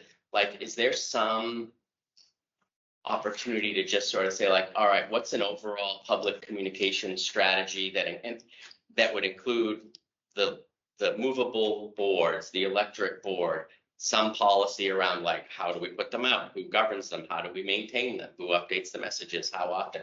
So sort of that it becomes part of like the town's communication strategy. And there's someone that thinks about like, hey, there's an election. We're going to put sign A up in West Upton. We're going to put sign B over in such and such a location. And this is what it's going to say. I don't want to over-engineer it, but just something to keep in the back of our mind as we're having lots of conversations about messaging. Right. I mean, it's a really excellent point because like I was talking to the town manager in Northbridge to get an idea as far as, because they'll have not only election, but then they'll have softball and baseball signups. That is something that we don't do. And there's other community things that are the broader community that are not town government that we could be doing. He identified that they manage it out of the town manager's office, but they're developing a policy because they're getting inundated with requests. You need a way to, subdivisions, neighborhood yard sale wants to be then up there. Yeah. So I think there is an opportunity to define what does a policy look like? How does something define? We do that with looking at signs that go in the little comments that we have.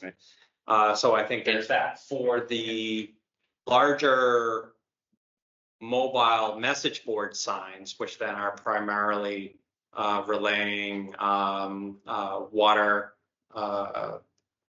events for emergencies. Not so much. They sometimes sit on this road for 6 months. Right.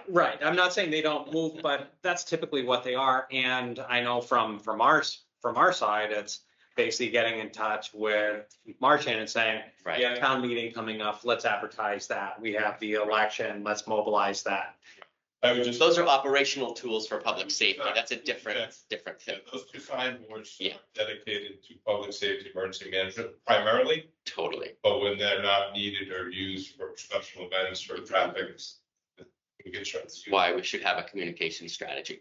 The other thing is we should all be mindful that, right, like BVT electrified their sign, now they got a bright neon flashing light out.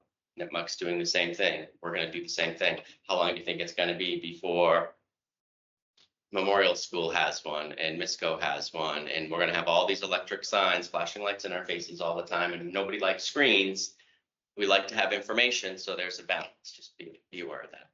That's fair as well. Just one final comment.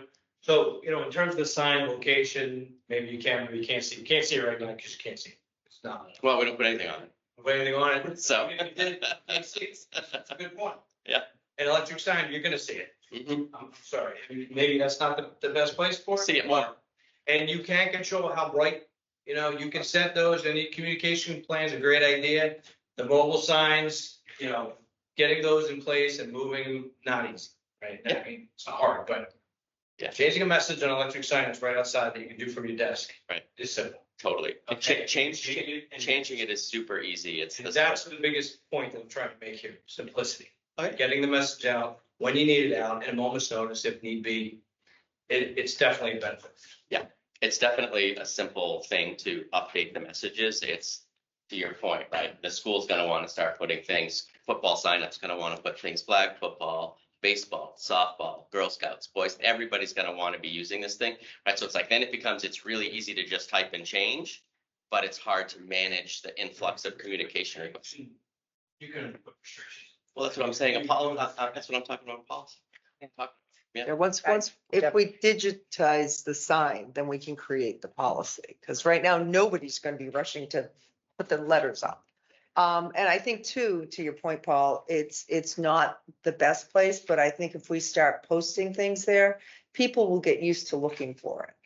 Whether they're coming out of town hall and they walk over and they read it, or. See, we Yeah, come up and then posted God all the knows time, what's so gonna we see happen that with the sign all the roundabout. time. You're coming up from the rich part of town, so you don't see it when you're driving by.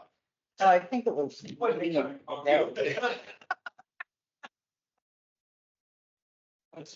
Not advertising right now, I'm Girl Scout cookies. That's exactly why, to me, it's important, something like that. And something as simple as that, it isn't happening on the old board, but certainly be helpful for those young ladies if they had the community supporting them. How tough is that? Great I mean, example. honestly, how tough is it to take out Girl Scout cookies and put it up there? Thank you again. Yeah. Thank you. Thank you for coming. Thank you for all you do. Thank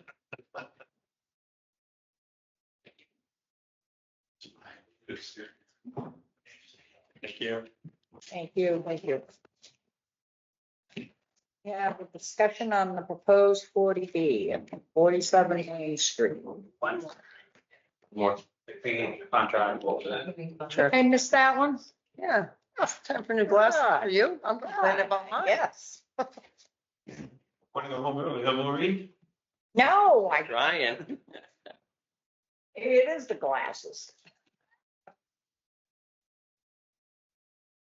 Okay, cleaning services contract authorization, town manager. So just of course, background, we have a new 14,000 community center that essentially overnight, once we opened it, added 50% more area for our staff to maintain. And not only for cleaning, but also for removing snow during the day for setup, as well as meeting contractors for service calls, replacing filters and all those things. It's all too much for one person and Dennis to do. So back when we were getting ready to open the building, the former senior center had a existing cleaning contract with the company. Since we were moving, that contract ended, and waited to then procure services for a new cleaning contract, admittedly, probably about 5 months later than really wanted to be rolling this out. But working with the library director as well as DPW director, we developed a schedule for cleaning services. This would all be done in the evening identifying frequency tasks that would be done at the community center as well as here at Town Hall. This work would be done outside of normal business hours, so it is done in the evening so that by the time the building opens in the morning, it's clean and ready for our existing custodial staff to then maintain it in a condition and then meet the needs. So this is really a supplement to our existing services so that one, we can make sure we don't burn out our employees. And two, we can make sure that the needs and expectations of the public in using our facilities is met. So went through, we had 18 different companies come to a walkthrough, which was then fun. It was like seeing the kids walk from this building to the community center from the schools. But we had a long entourage as far as touring this building as well as the community center. Out of those 18 individual companies, we actually had 9 respond to that request for quotes. And included in your board's package is the review. 3 of them were non-responsive. So then evaluated the following 6 and recommending that we negotiate and develop a contract with Green Life Janitorial Corp out of Winchester. They were the low bidder. I also verified references and they were positively recommended. One of the main questions I had, and this was from a neighboring town, was Winchester seems to be a little far. And they said and this is 3 towns over, so really close proximity. They never had a problem with manning, that they actually did provide staff that was from the local area and did not view that just because they were headquartered out of Winchester that it was an issue. So recommending for the board support for executing contract pending successful negotiation and detailing contract. Green Life Janitorial, because it is over 25,000, board needs to authorize that execution.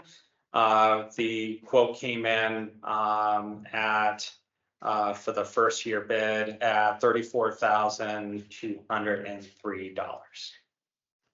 And there are clauses to then renew for 2 more 1-year terms. And Dennis is here in case the board also has questions on this. I do have some questions. So it is Green Life Janitorial, because I looked up Green Life Cleaning and they're out of Boston, because that's what the motion says. Green Life Janitorial is out of Winchester, doing it again. And then I thought we were just going to get a quote for the community center and then one for town hall as well. But this, you're combining both buildings? Correct. Yep. Why did we combine both buildings? It was just because I thought they were going to be, because when we spoke initially, it was, we're going to definitely need it at the community center and we're going to see if we can afford the town hall as well. So one of the main things was looking at the costs that were, and also the fact that we need the support at both buildings. And we need additional custodial support for police, DPW, daytime.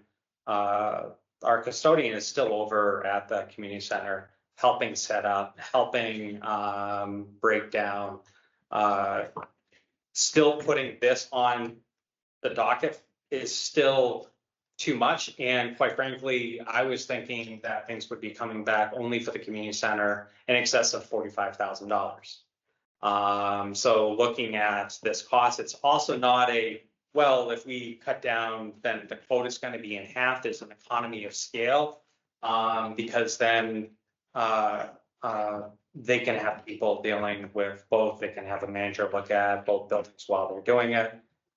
So if we said, well, let's just cut it in half and do only the community center, it's not going to be like a 50-50 right down the middle. Majority of the work is for the community center. In this building, we are in need of it as well. It's especially in the winter. We have a lot of traffic coming in during the day, and you know, the need is there within this building for cleaning services. Yeah, I was going to say the other question I had is that in reading the request for proposal, it said a supervisor and employee, but then when I looked at some of the paperwork, it looked like it was billing out for one person.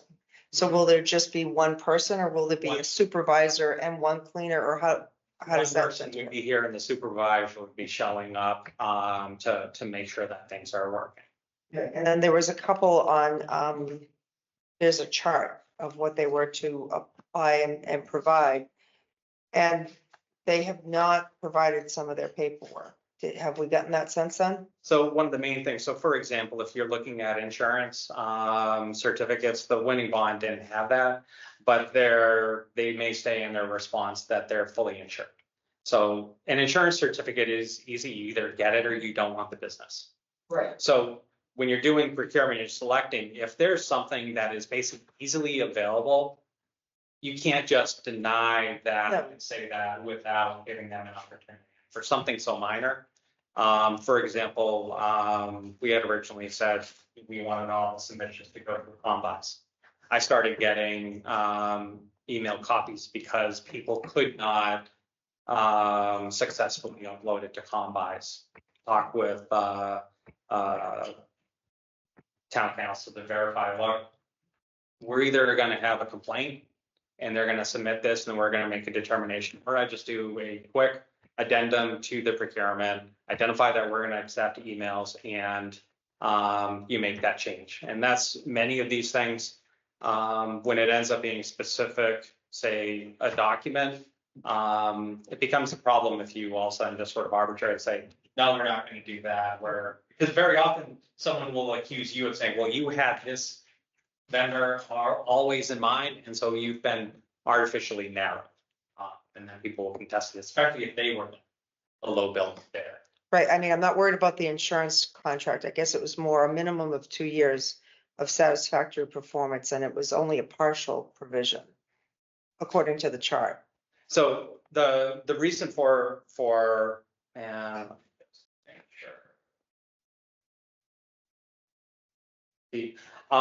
was that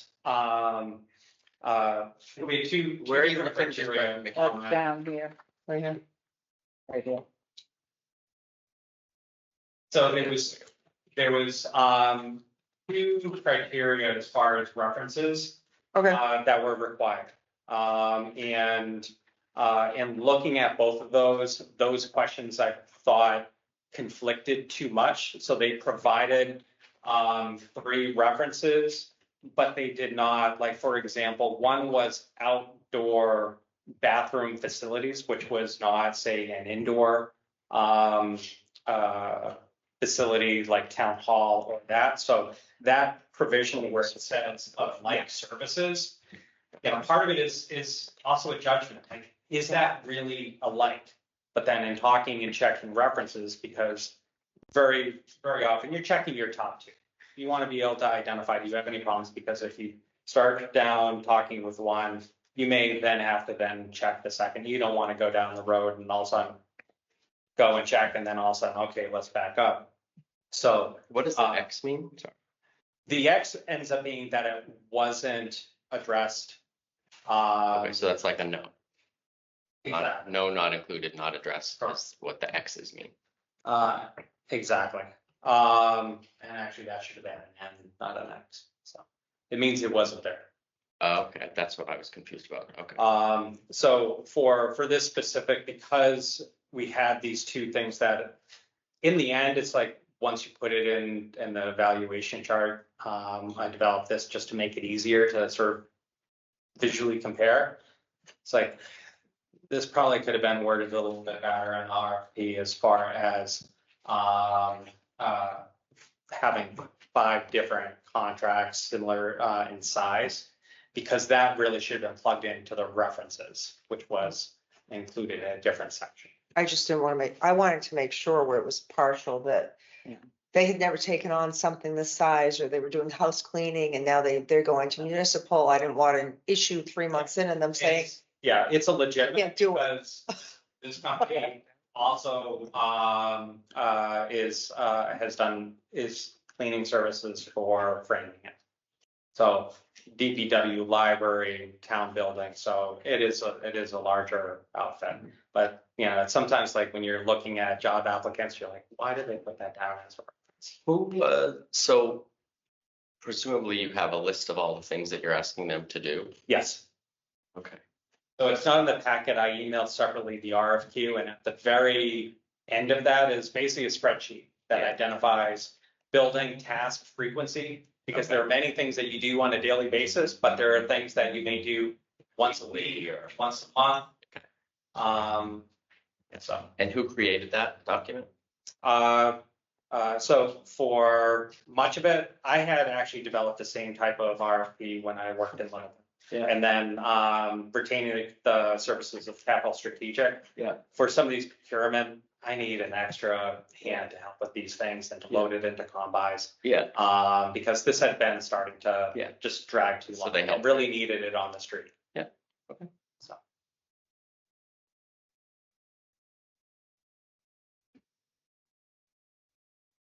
So you feel comfortable with the references and? Yes. Do you want to have them separated or do something different? I just wondered why. I was told one thing and something else appeared, but that makes sense. Economies of scale. Just wanted to make sure. There you go. Inquiring minds, gotta get the devils in the details. And you know how I love to proofread. Which is why I recognized that it said two different things. I was like, well, wait a minute.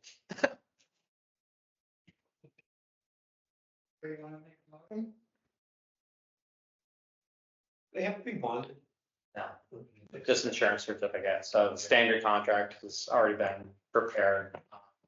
Legal counsel. Good. Just insurance.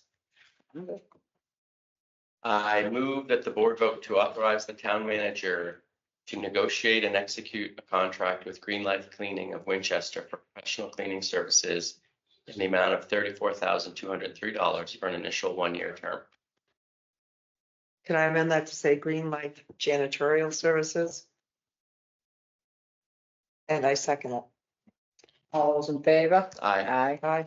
Unanimous action. Okay.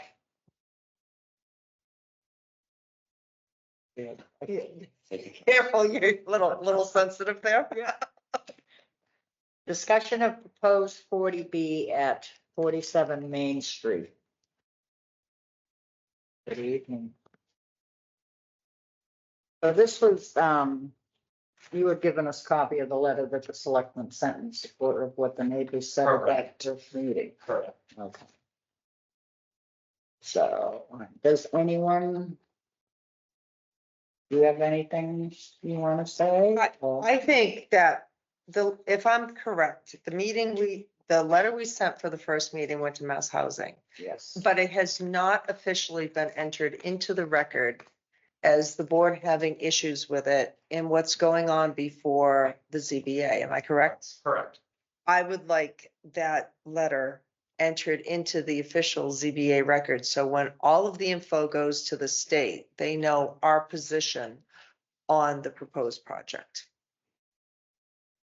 I don't know how we do it, but works for me. You can make a motion at this I mean, meeting to this- include it. Because it's not in the official public record of the 40B. And I Because would we like did it to send be there. this to the state though. Mass Housing. Mass Housing, but Yeah. it's different. It goes to a different board. And in Just wanted to make sure acronym people life, knew that I we don't know. were- Yeah, we knew it went to Mass Housing, but the official record of the 40B goes somewhere else, So, which really sounds intelligent, but I don't know the acronyms. you are entirely correct that this letter was prepared and sent to Mass Housing. It had to do with the site eligibility application that the developer had submitted for this site. Outlined various concerns that the board had. This letter was then referenced through Mass Housing's approval for site eligibility and referencing that the developer should consider these comments. One of the questions is, and staff can assist with this, as well as revisiting the letter to see if we should pull out the relevant sections and just submit a new letter. Outlining that these continue to be concerns of the board. Another thing is the board can just prepare a rather short letter and say that the board would like to submit this original June 8th letter as part of the record. We feel that this letter still is relevant to the current application and highlights the need to take a close look at everything from the drainage to the architecture and all that. So really depends on for the board as far as how detailed and how we want to do it. I think that's one thing. And then the second thing is we have 2 weeks until the next 40B public hearing. We meet on the 19th. They meet on the 21st. So we probably want to be able to do something within the span of those 2 weeks to at least have staff either prepare a draft or to sort of discuss a final letter on the 19th so we can approve it and then send it off. Or the board can direct me to prepare a letter that says basically what I just said and saying that the board requests this to be included in the record for the 40B. There may be other issues that now that the hearings have been going on, the board has concerns about, and I think that's part of, what having this discussion and making sure that not only the developer, but also residents know that these continue to be issues that the board has and that you relayed this up front before the project ever was a 40B, and we still stand behind it. Back to Laura's question about getting it entered into the ZBA record. Could we present it at the next ZBA hearing? Absolutely. And put it in at that time? Absolutely. They'll accept it whether it's written or not, but I think there is value for, especially one of the board members to basically say, I'd like to be able to speak and put this verbally and physically into the record. I would think that'd be the easiest way to do it. I think so. We can do that. I mean, I think everything in the letter is relevant to their concerns. I agree. I don't think anything has changed. I think all of the concerns, it's a 4 or 5 page letter. And if you want me to stand there at ZBA and read it, I have no problems doing that. I think you only have to present it. Okay, I can do that too. However you want to present it. But I like the letter. If you write a letter with it, I can read the shortened letter and submit it with this saying, our concerns are still, we have not changed our mind, and we'd like this to be part of the official record. I think we need to take a vote as the board to do that. You're in charge. Motion, give me a motion. I make a motion that Joe draft a letter addressed to. Oh, the short one. Okay. The short letter. Okay. Make Joe draft a short letter to the state, so that we can submit our original comments to the. Somebody help me. Just Well, it would have to be a short letter to the ZBA. ZBA? For the public hearing. if you'd like me to prepare a letter then to present to the board on the 19th, That'd be that it's coming from the board, we can review that final language. I can make any final edits and then we can in person. So it doesn't And I could- necessarily need to be a vote. You can just say, Joe, do this, and I don't need the 3 of you to. Okay. We're all. And then we can approve that, and it would sound a lot better than what I was muddling through. Just for giggles, Uh-huh. right? People that may be watching or interested, our concerns and suggestions from the get-go: height of the building, stormwater management, the scale of the project, downstream impacts on the wetland systems, school entering and egress, priority habitats on the property, capacity to accommodate water and wastewater volume, gas lines, national grid lines, buses not entering, turnarounds. So lots of concerns that we've all known about and been communicating and articulating in various forums, along with all of the folks that live in the area and that have expressed concern. So, the more we can do to influence this, the better. I think so. Okay. Any questions, comments? Like an excellent plan. Good. It's one thing. It's come up at a couple board meetings now that the property owner has denied access to boards to go look at things that would be relevant to them. And is there anything that we can do with Mass Housing to sort of? Who's been denied access? Who's been denied access? Well, I guess Lakes and Streams, I think the historic commission was. I'm trying to think of who else. Oh, I didn't hear that. Lakes and Streams said at their meeting last night. Did they? I assume it's recorded. I was there myself, and I am a member of the Lake Streams and Ponds Committee, and our chair contacted the owners to talk about walking the property to evaluate it from a Lake Streams and Ponds perspective. And the owner did not give him permission to do that because he or she felt that the water issues had been addressed already. You have to confirm that with the owner, but that's very much so. I understood it because Streams wasn't part of your purvey in Lakes, and I thought that's what Commissioner Strickland said. Yeah, and now they changed it, so it's, that's why I understood Mr. Strickland. Yeah, and I think we were approaching it from the perspective of the underground streams.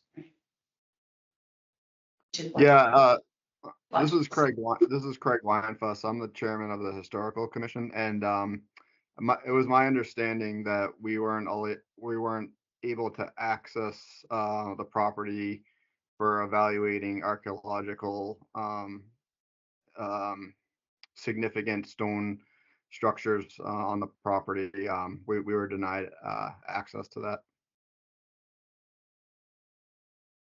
Stone structures there? They were denied access. We don't know.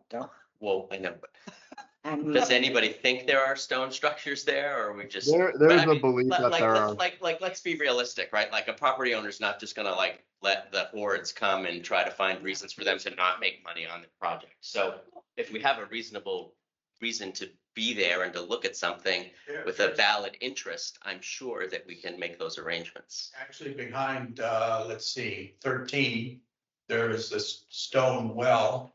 And it looks like there is piping made out of granite and pipes that lead away from that, which would be used for irrigation. We just don't know who created it. But it would be important to have someone from the historical committee, a representative knowledgeable or two, walk the property. We don't want a horde of people going down there. Yeah. I walked property, library feasibility committee evaluated it, and the property. I don't remember seeing.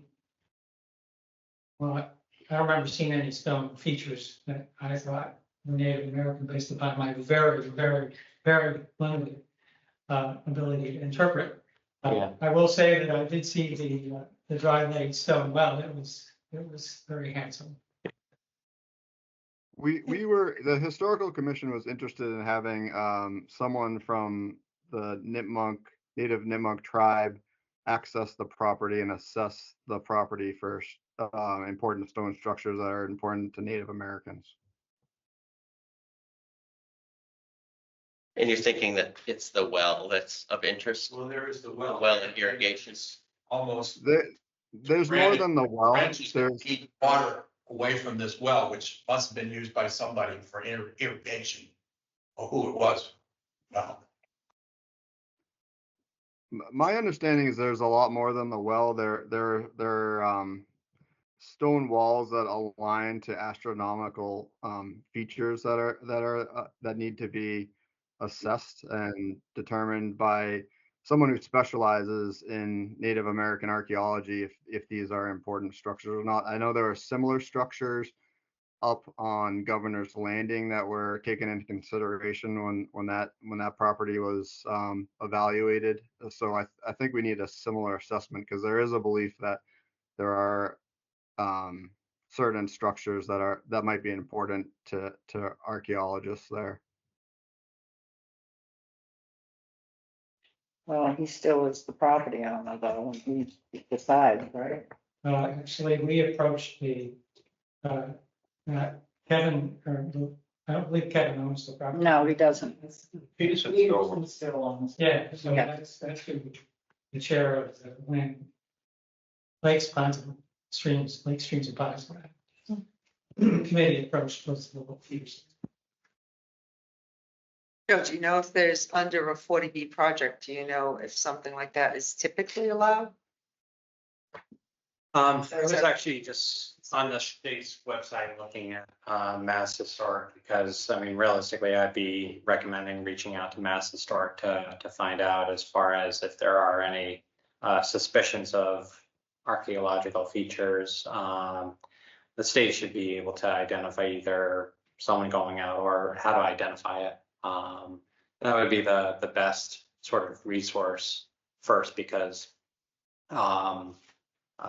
typically there are archaeological maps that have already been produced through maps that identify areas where there are likely to be Indian features. And there's a difference between, say, Native American features and then historic, meaning old drainage pipe from a factory that may have been there in the late 1800s.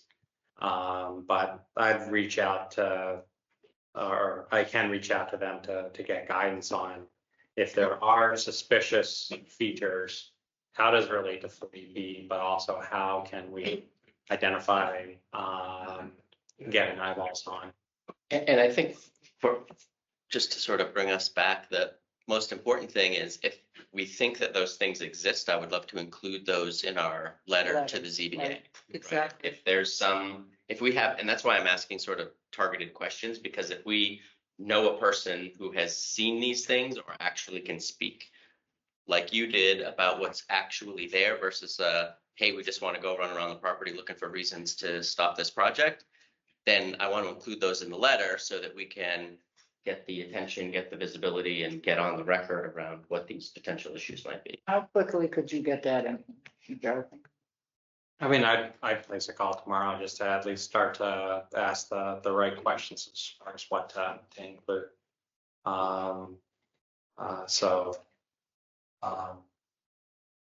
You know, I've always found state officials very willing to sort of identify what that roadmap is.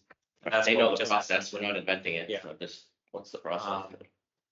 Make sure that we're not. And there may be contacts that features. Right. that historic commission may have people that they've worked with that also would be subject matter experts. Yeah, like, right, and if we did something similar to Governor's Landing, like whatever that process was, let's try. Yeah, learn from that. they did bring in an outside consultant, but I think there were things that were originally identified on that survey that even the property owner recognized as native features. Yeah. Okay. I understand there are old pictures that people have seen of stone structures on the property, but nobody can go there to take pictures to verify other than the one well, because you can see that from top of the property. Yeah, I mean, any pictures would be helpful, obviously, as well. If there are people that saw the pictures, I wonder who has the pictures. We have the well, I think, in the CBA slide, so. We need to. Yeah. Whatever we got. I believe I have, that's where it was going. Do you? Yeah. So Okay, are we thinking it's something similar to like what's up on Pratt Hill there, where there's sort of a stone formation? Or we just don't know? That's, we don't speculate, sorry, I don't. You don't know, so the foundation's out there. Yeah. I think that's what people are interested in looking, is because of the other artifacts that have been found around town. Right. Yeah, there are people here doing stuff a lot long before we showed up. Not too much before my time. You're not. You're right. I mean, no comment. Usually you have to break things You up. look Now she great. opened the You look door great for 10,000. and you didn't walk through it, Brett? Seriously? Yeah. Yes, it was a trolley. Yeah, right through the center of town to Worcester. Used to come from Westboro. Took my great aunt to the hat factory. Used to go to the Denholm building in Worcester. My mom used to ride it. So we'll get that done, Joe, and then we'll look at the letter, and then if we have to delay our letter to include the historical facts, we will. But we will make sure that our letter plus anything else gets into the public record. Yep. To be reviewed. Thank you. Yes. You're welcome. Yes, and this might be the wrong place to ask it, but, so you put through this request in your original letter, and then the development came back with a 5.5-story building. And when we asked for the size and the scope to be reduced, we were told absolutely not. And then the attorney from the state says it's based on acreage. And actually, they could build a 73-unit building, and the applicant has reduced it to 68. And could build a 5-rated building, but in that acreage, this may not be the right place to ask it, but there's a lot of wetlands on that acreage. And is that considered, because that is not buildable land? So is that considered part of the acreage for the size and the amount of units in that building? I don't know if this is the right place to ask that, but I just. And I How many acres are? Is it based on Several times, the ZBA is for the hydrogeological study to be done, and the ZBA has informed us that it's not part of our zoning, so they can't ask for it. The town should put it in their zoning right away, because that site's a mess, and without it, you have no leverage. And if, you know, the underground stream that Rick was talking about, if you talk to Kevin McLaughlin, I don't know if the DPW has been over there, but he's got the culvert coming out into his property, but he has more water coming underneath the pipe than coming through the pipe. So it's coming from somewhere. It's a problem, but everybody's saying, oh, no, it's going to be better. Maybe, could be a lot worse too. I went there and met with Mr. Right. Obama and looked at it all. I mean, other towns have it in their bylaws, and they, as I said, you've never done a 40B, you've never requested this assessment for. I sort of have to research it quite a bit under the little strand. Sometimes you play catch up with the bylaws because you don't know what you need till you need it. And I think the fact that we've had so much rain in the last 2 years, we came from an extreme drought to one of the rainiest. Somebody said we're 5 inches above where we should be in March, and it's March 7th. 4 inches tomorrow. Yeah, exactly. So How it's, many? and the weather, the climate change is changing. So we need, we, as we start looking at these things and as these things happen, I think bylaws do need to be updated. Unfortunately, sometimes it's hindsight why bylaws are updated. So, and another issue brought up was when those storm drains fill, and if they don't disperse as quickly as anticipated, where's that water gonna go? It's not gonna go where they expect it to go, because now you have a whole new water flow system.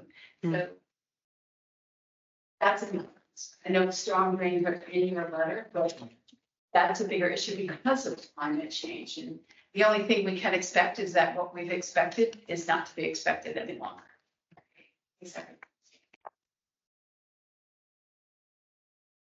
Agreed. And I have 2 comments that don't even have to do with the 40B, but we didn't do comments, but could I say them? One is to the DPW. Can you leave Fisk Ave rough like it is now? It really slows it. That's a traffic calming measure, right? Perpetual construction. Yeah. And 2. You could leave a few cones, maybe some barrels up. I know. 2 to the chief. I know in the thing you asked for crosswalk signs that are solar lit, right? Did I remember that? They're speed radar signs. Oh, okay. There's 4 of them that are being installed. Sure. Okay. So crossing to come to this meeting, I literally was in the crosswalk waving my arms and people flew by me. At least 5 cars. We've asked the state to put crosswalk signs. That's on the state. And we've been denied several times. However, in the new tip project for the roundabout, they are in those plans. If that project is. And that's probably 2 years away. And me and Trump will kill a few people. People are good to look at this.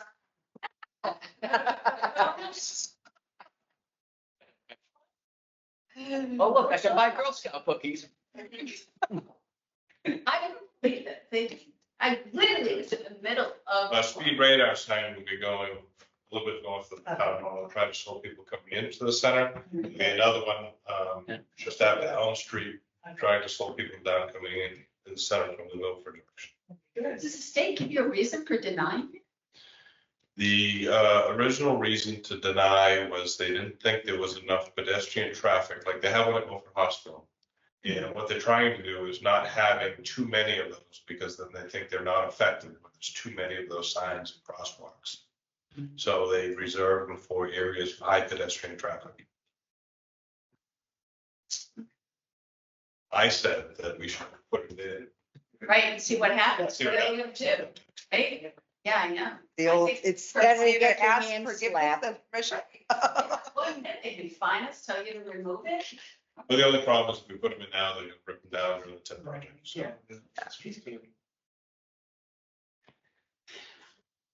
Yep. Thank you. Any other questions or comments, or we're all set? Okay. What'd they do? All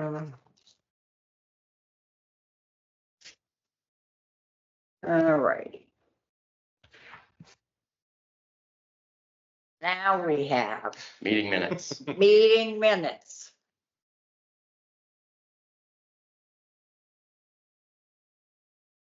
On November 14th and December 5th.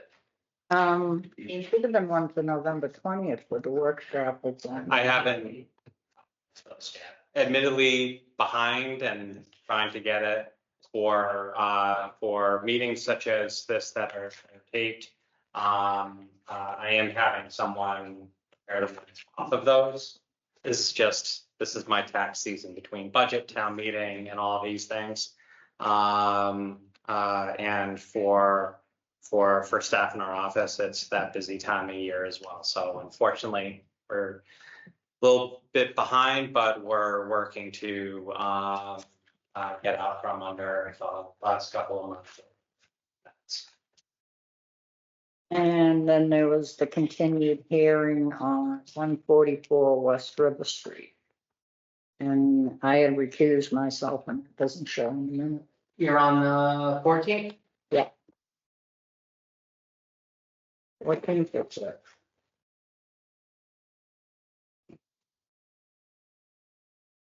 Public hearing, no, there was a public hearing. Fifth, I was recused, but on the 14th, I wasn't.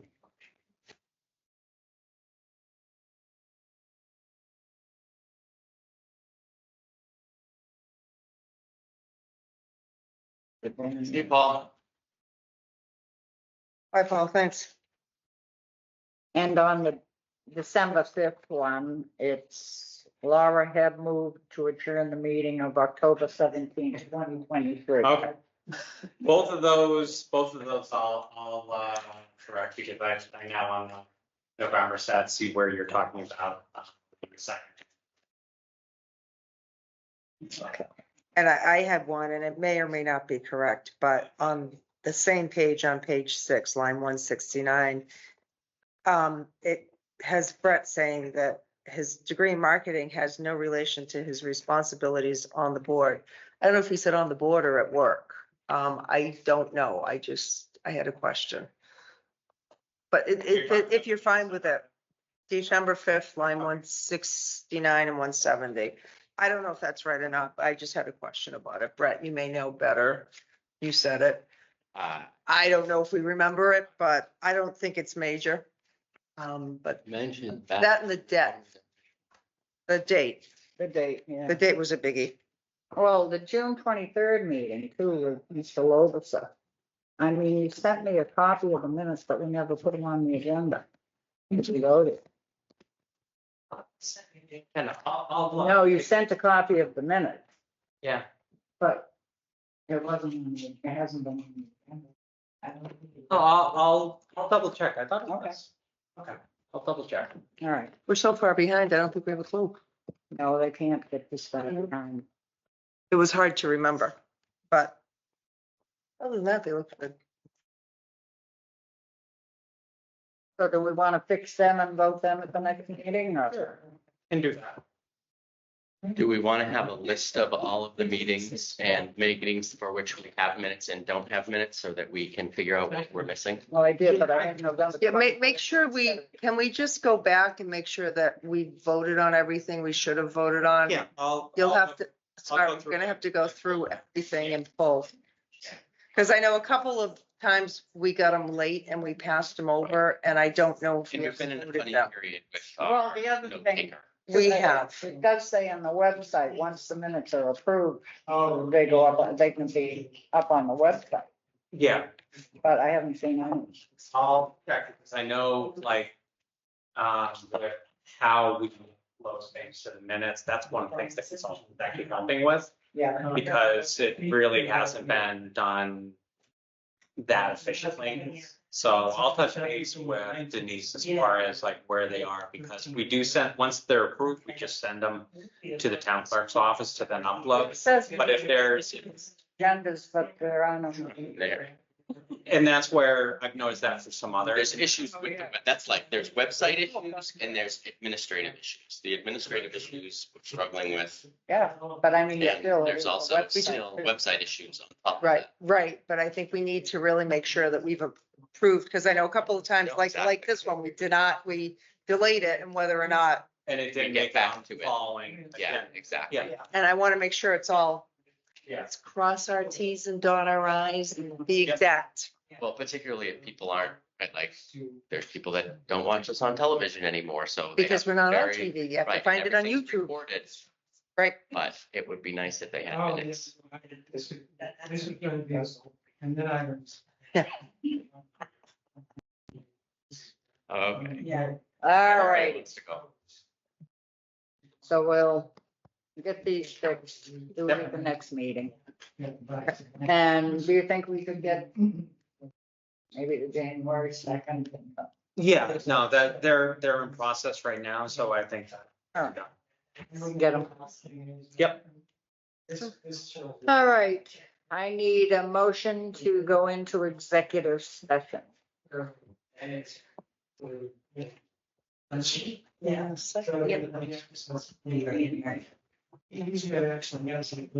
Good night. Coming. You know what my computer's doing now? I move, oh, no, wrong one, hold on, sorry. I moved it, No, it's not the right. It's a long one. either, Go down past minutes. it's the very last one, and I could have sworn I printed it, and apparently I didn't. I can't find it, my, Ah, I move that the select board vote to enter into executive session pursuant to Mass General Laws, Chapter 38, Section 21-3, with respect to collective bargaining, if an open meeting may have a detrimental effect on the bargaining position of the public body and the chair so declares. Teamsters Local DPW and MGL Chapter 30A subsection 21A2 to conduct strategy and preparation for negotiations with non-union personnel. Am I reading the right motion? Yeah, Okay. there's two parts. Okay, HR Director, Executive Assistant, and to adjourn the meeting directly from executive session. Second the motion. roll call, Have yes? Fred Simon side. Maureen Brunel, aye.